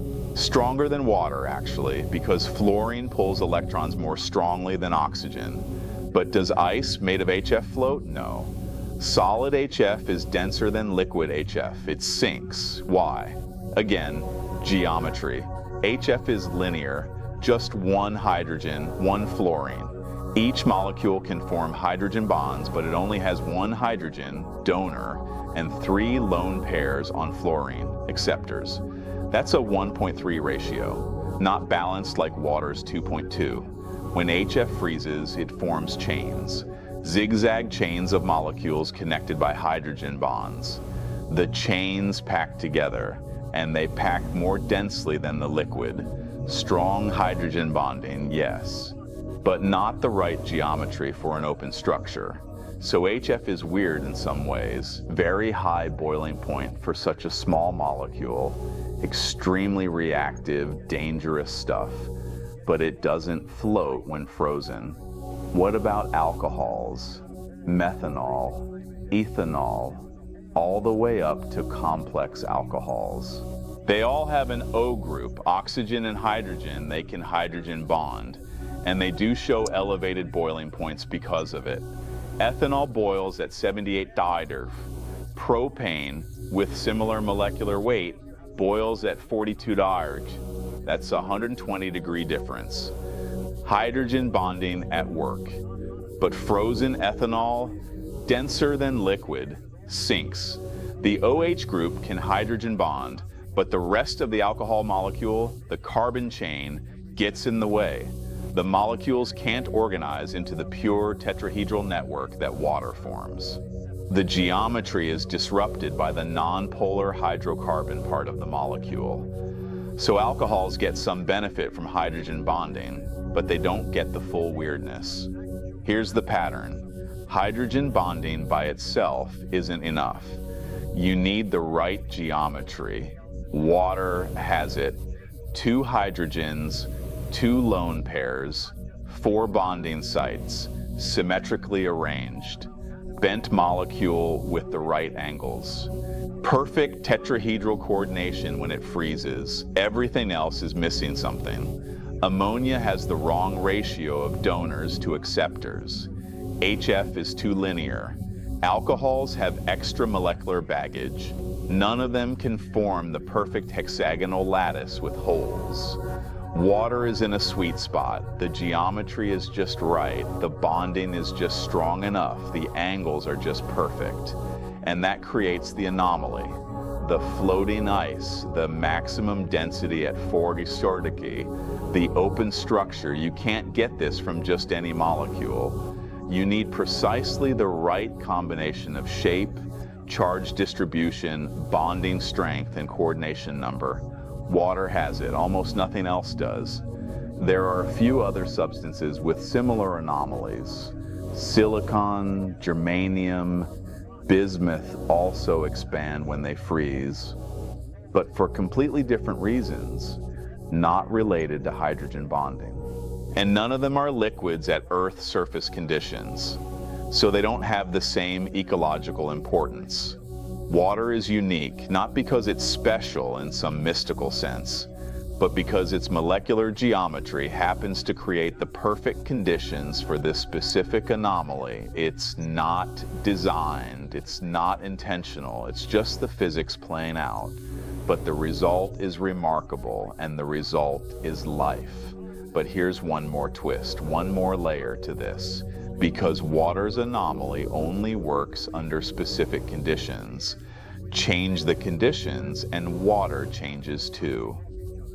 Let's talk about pressure. Pressure and ice polymorphs, the deeper mystery. Everything we've talked about so far, ice floating hexagonal lattice, maximum density at 4 degrees, all of that assumes normal pressure. 1 atmosphere, sea level. The conditions at Earth's surface. Change the pressure and everything changes. Ice isn't just one thing. There are at least 18 different crystalline forms of ice. 18. They're called ice polymorphs, or ice phases, and they're numbered. Ice I, Ice 2, Ice 3, all the way to Ice State. The ice in your freezer, that's Ice IH. The H stands for hexagonal. That's the hexagonal lattice we've been talking about. Open structure, floats on water, but compress ice. Put it under high pressure. Thousands of atmospheres, tens of thousands, and it transforms into different structures. Ice tain, ice thrur, ice vi, ice fe. Each one is a different crystal structure, different symmetry, different arrangement of molecules, different density. And here's the kicker. Some of these high-pressure ice forms are denser than liquid water. Ice VI, for example, forms at around 10,000 atmospheres of pressure. Its density is about 1.31 g cm3. Water's density is 1.0 g cm3. Ice VI would sink. So the rule, ice floats on water, isn't universal. It's specific to ice IH at normal pressure. Why does pressure change the structure? Because pressure is energy. When you compress something, you're doing work on it. You're adding energy to the system. And that energy can force the molecules into different configurations. At normal pressure, ice IH is the most stable structure. The hexagonal lattice with holes minimizes the free energy. The hydrogen bonding geometry is satisfied, and there's no external force pushing the molecules closer together. But at high pressure, the open structure becomes a liability. All that empty space in the hexagonal rings, that's volume, and pressure wants to minimize volume. The system is now in a competition. Hydrogen bonding wants the open structure, but pressure wants to squeeze molecules closer together. At high enough pressure, pressure wins. The molecules are forced into more compact arrangements, even if that means distorting the ideal hydrogen bonding geometry. Ice 2 forms around 2,000 atmospheres. It's more densely packed than ice IH. The molecules are still hydrogen bonded, but the structure is rhombohedral instead of hexagonal. Different symmetry, smaller unit cell, higher density.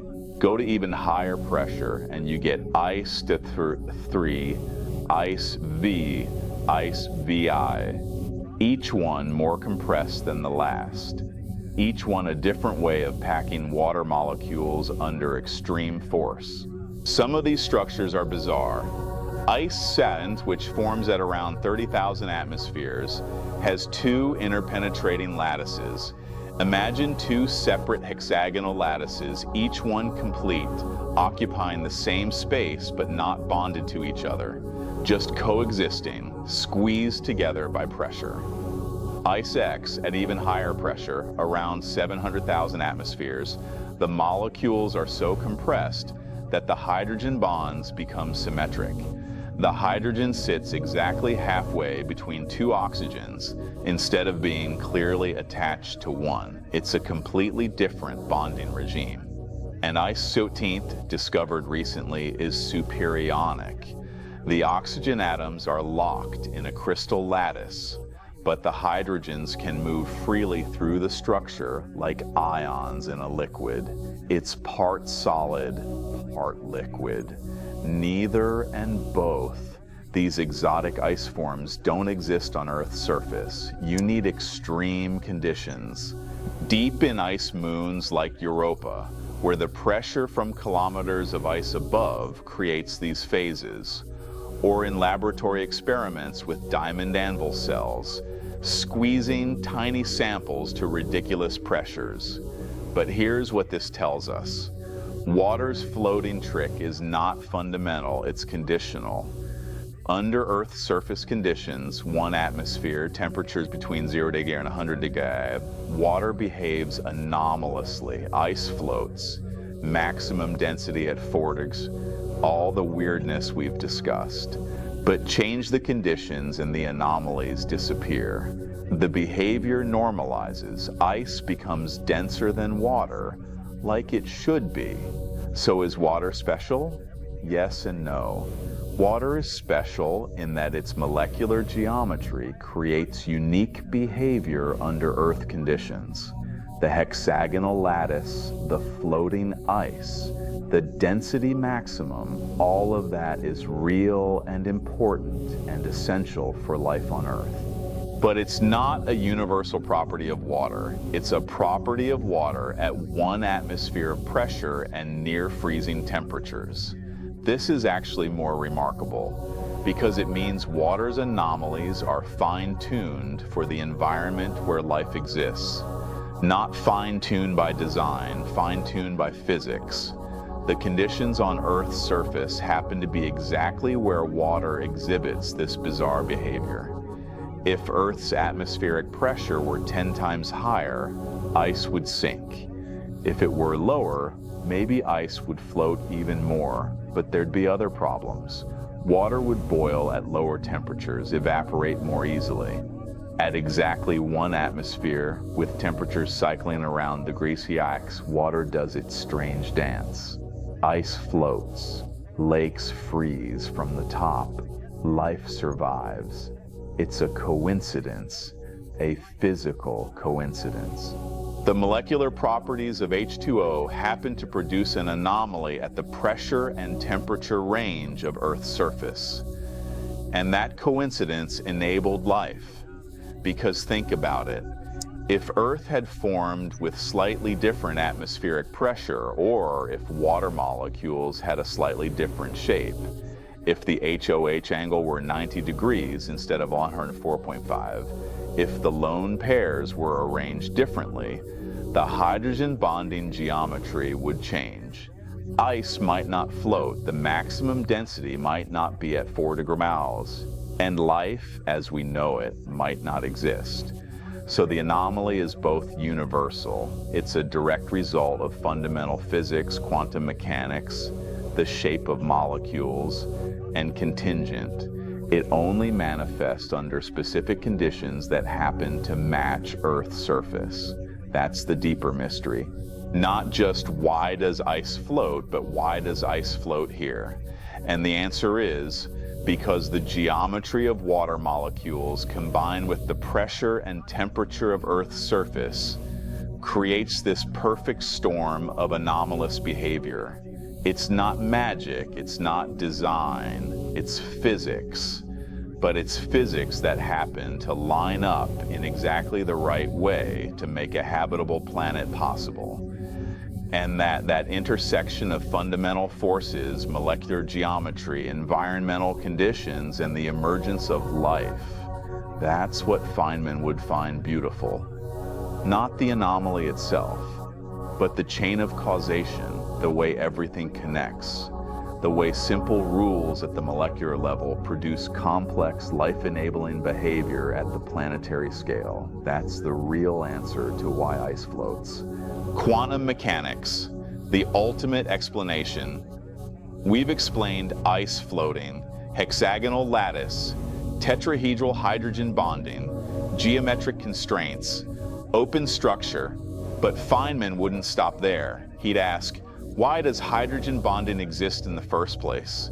You can't just say, because oxygen is electronegative. That's describing what happens, not explaining why it happens. Why is oxygen electronegative? Why does it pull electrons toward itself?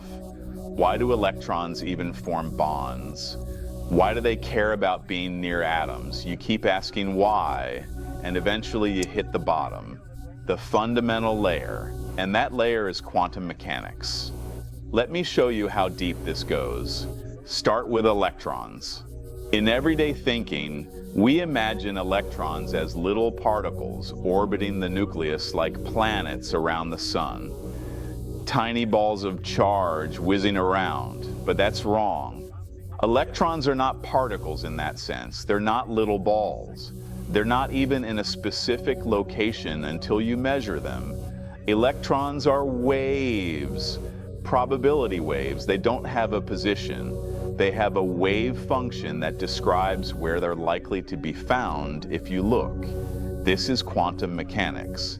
This is the Heisenberg uncertainty principle. You can't know both the position and momentum of an electron precisely. The more certain you are about where it is, the less certain you are about where it's going.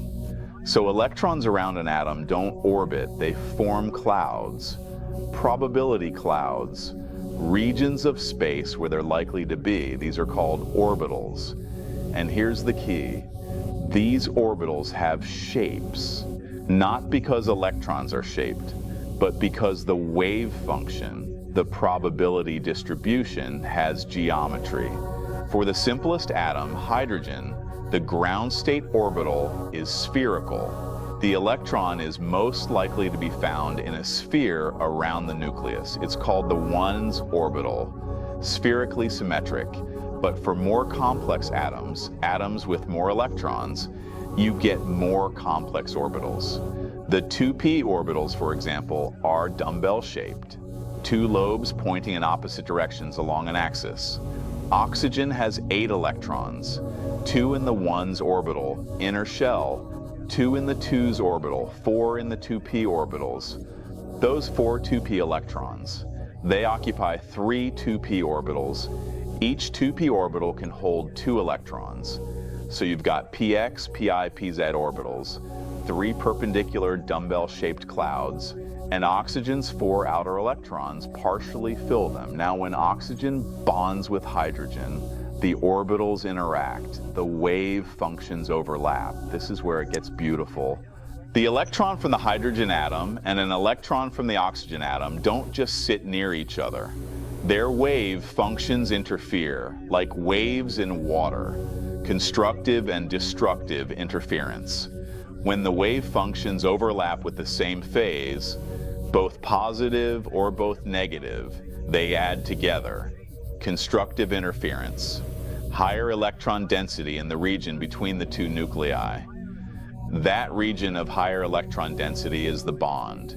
The electrons are more likely to be found between the nuclei, and that negative charge between the positive nuclei holds them together. That's a covalent bond. But here's what matters for hydrogen bonding. The electron distribution isn't uniform. Oxygen's nucleus has 8 protons, strong positive charge. Hydrogen's nucleus has 1 proton, weak positive charge. When the wave functions overlap, the electron cloud gets pulled toward the oxygen nucleus more than the hydrogen nucleus. The oxygen is more attractive to electrons. Why? Because of electromagnetic force. Like charges repel, opposite charges attract. The electrons, negative, are attracted to the protons, positive. More protons means stronger attraction, so the electron density shifts toward oxygen. The oxygen end of the OH bond has more electron density. The hydrogen end has less. This creates the charge separation, the dipole. Oxygen partially negative, hydrogen partially positive, and it's all quantum mechanics. The wave nature of electrons, the shapes of orbitals, the way wave functions overlap and interfere, the electromagnetic attraction between charges. Now go deeper. Why do electrons behave as waves? Because of the de Broglie relation. Every particle has a wavelength inversely proportional to its momentum, L-mar hp, where h is Planck's constant and p is momentum. For large objects, baseballs, cars, planets, the wavelength is so tiny it's irrelevant. For electrons, the wavelength is comparable to the size of atoms. So wave behavior dominates. Why does this relationship exist? Because of the fundamental structure of quantum mechanics. Because of the commutation relations between position and momentum. Because the universe, at its deepest level, doesn't allow you to specify both position and momentum simultaneously. This isn't a limitation of measurement, it's a fundamental property of reality. Particles don't have definite positions and momenta at the same time. They exist in superpositions, multiple states simultaneously until you measure. And from this, from the uncertainty principle, from wave-particle duality, from the Schrödinger equation governing how wave functions evolve, everything else emerges. Atomic orbitals emerge. The shapes, SPDF, are solutions to the Schrödinger equation for an electron in the potential created by a nucleus. Chemical bonds emerge. When orbitals overlap, the wave functions interfere, creating bonding and anti-bonding combinations. Electronegativity emerges. Atoms with more protons pull electron density more strongly because of electromagnetic force. Molecular geometry emerges. The angles between bonds, like the 104.5 degree HOH angle, come from the shapes of the orbitals and the repulsion between electron pairs. Hydrogen bonding emerges. The charge separation from electronegativity differences, combined with the small size of hydrogen, it's basically just a proton when bonded, creates strong directional attractions between molecules. the hexagonal lattice emerges. The tetrahedral coordination required by hydrogen bonding, played out over billions of molecules, creates the geometric structure of ice. Ice floating emerges. The open structure means lower density. Lower density means buoyancy.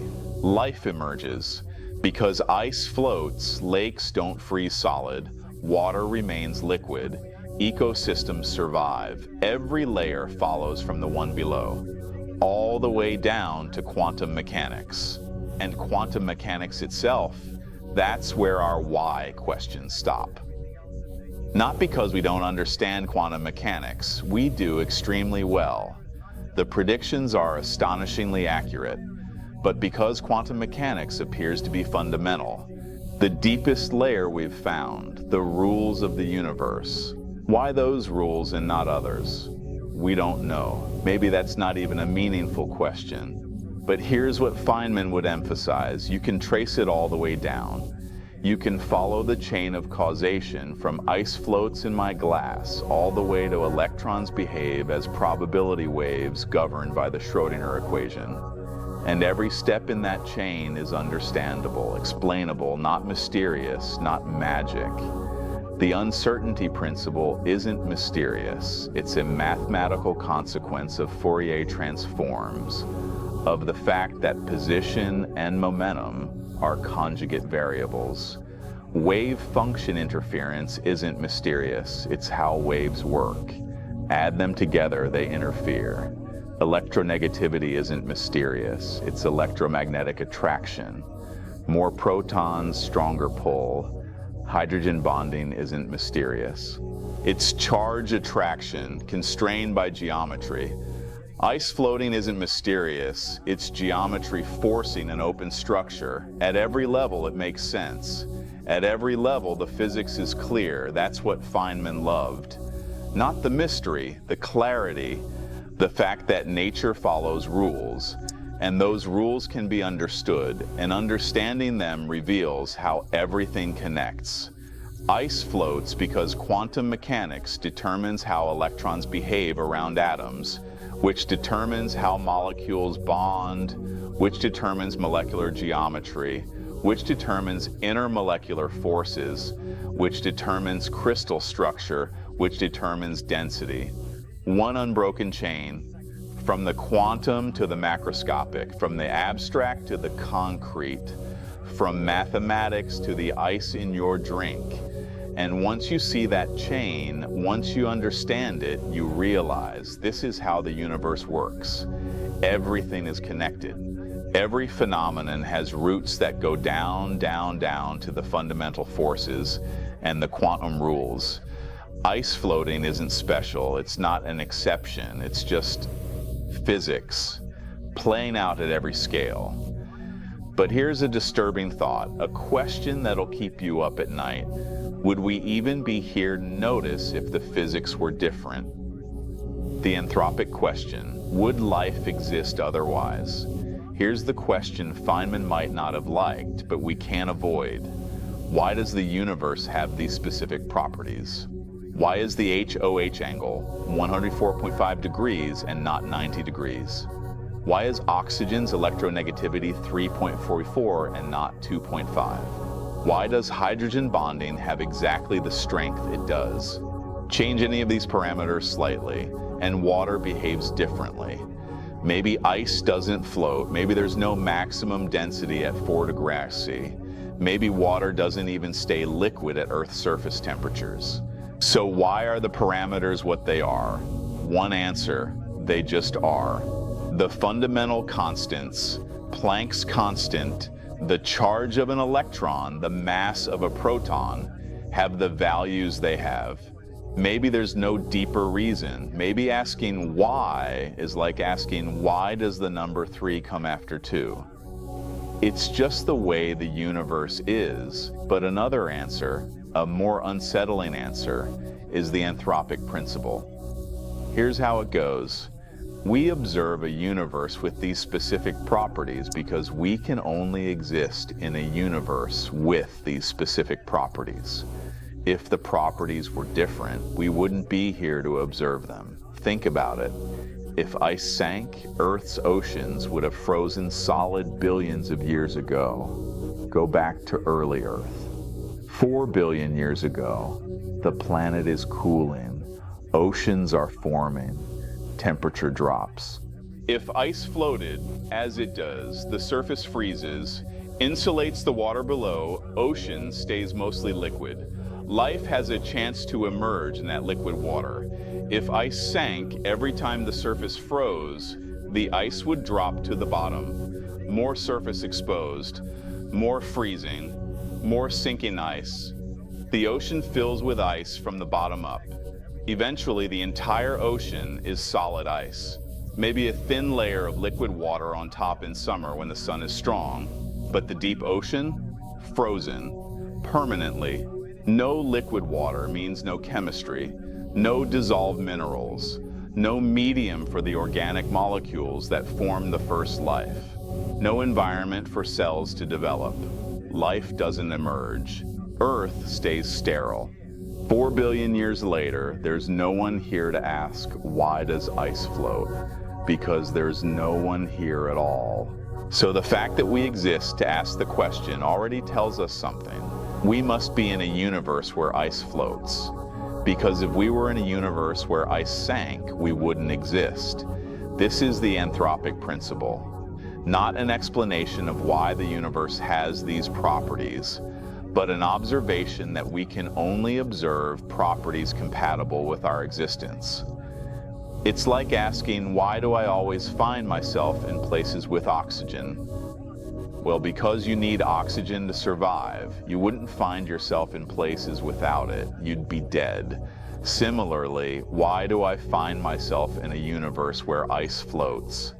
Because if ice sank, you wouldn't exist to ask. This isn't satisfying. It doesn't feel like an explanation. It feels like a cop-out. But maybe it's true anyway. Maybe there are many universes. A multiverse, each with different fundamental constants. Different values for the charge of an electron, the mass of a proton, the strength of electromagnetic force. In most of those universes, the constants are incompatible with life. Maybe atoms don't form. Maybe stars don't ignite. Maybe chemistry doesn't work. Those universes are sterile. But in a few universes, a tiny fraction, the constants happen to line up just right. Atoms form, chemistry works, ice floats, life emerges. We find ourselves in one of those rare universes. Not because there's anything special about it, but because we couldn't find ourselves anywhere else. Selection bias, observer bias. This is deeply unsatisfying to many physicists. It feels like giving up on finding a deeper explanation. It feels like saying, it's just luck. Feynman himself was skeptical of anthropic arguments. He didn't like explanations that relied on we exist, therefore. He wanted mechanical explanations, physical reasons, not observer selection effects. But here's the thing. We don't know if the anthropic principle is the answer. We don't know if there are other universes. We don't know if the fundamental constants could have been different. Maybe they couldn't.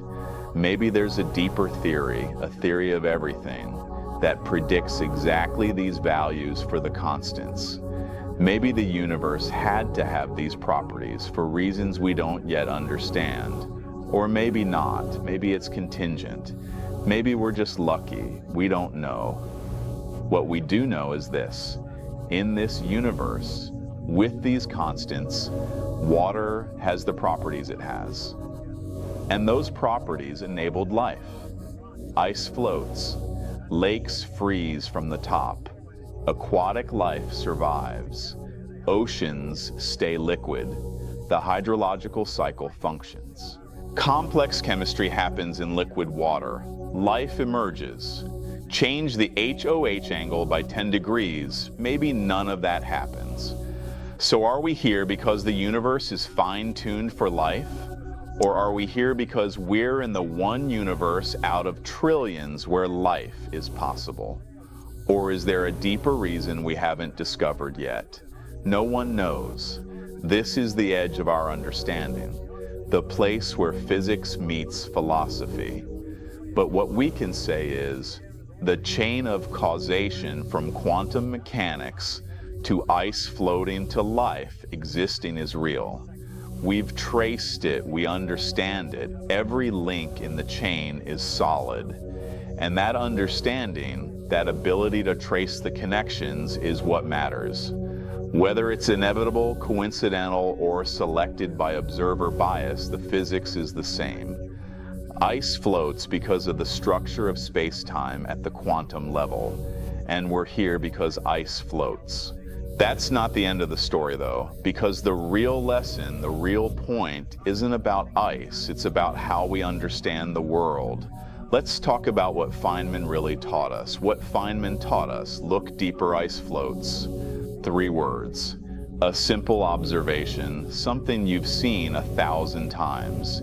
And we've spent an hour unpacking it, peeling back layer after layer: molecular geometry, hydrogen bonding, crystal lattices, quantum mechanics, the Anthropic principle. Was all of that necessary to answer, why does ice float? Feynman would say, absolutely, because the question isn't really why does ice float? The question is, what does it mean to understand? You can give a surface answer. Ice is less dense than water, so it floats. True, but is that understanding? You haven't explained why ice is less dense. You've just restated the observation in different words. Density is mass per volume. Floating means less dense. It's circular. Go deeper. Ice is less dense because it has a hexagonal crystal structure with holes in it. Better. Now you're talking about structure. But why does it have that structure? Go deeper. Because hydrogen bonding forces tetrahedral coordination. Okay. Why does hydrogen bonding force that? Go deeper. Because of the geometry of the water molecule and the directionality of hydrogen bonds. Why that geometry? Go deeper. Because of the quantum mechanics of electron orbitals and electromagnetic forces. Why those quantum rules? And then you hit the bottom, the fundamental laws, the deepest layer we know. This is what Feynman taught. Don't stop at the first answer. Don't accept that's just how it is. Keep asking why. Keep digging, because every layer reveals something new. And here's the beautiful part. The deeper you go, the more connected everything becomes. At the surface, ice floating seems like a random fact about water, disconnected from everything else, just a property of one substance. But dig deeper, and you realize ice floating is connected to the shape of molecules, which is connected to quantum mechanics, which governs all of chemistry, which determines all material properties, which shapes the physical world. Ice floating is connected to the survival of aquatic ecosystems, which is connected to the evolution of life, which is connected to the existence of observers who can ask why ice floats. Everything is connected, the quantum and the macroscopic, the abstract and the concrete, physics and biology, mathematics and everyday experience.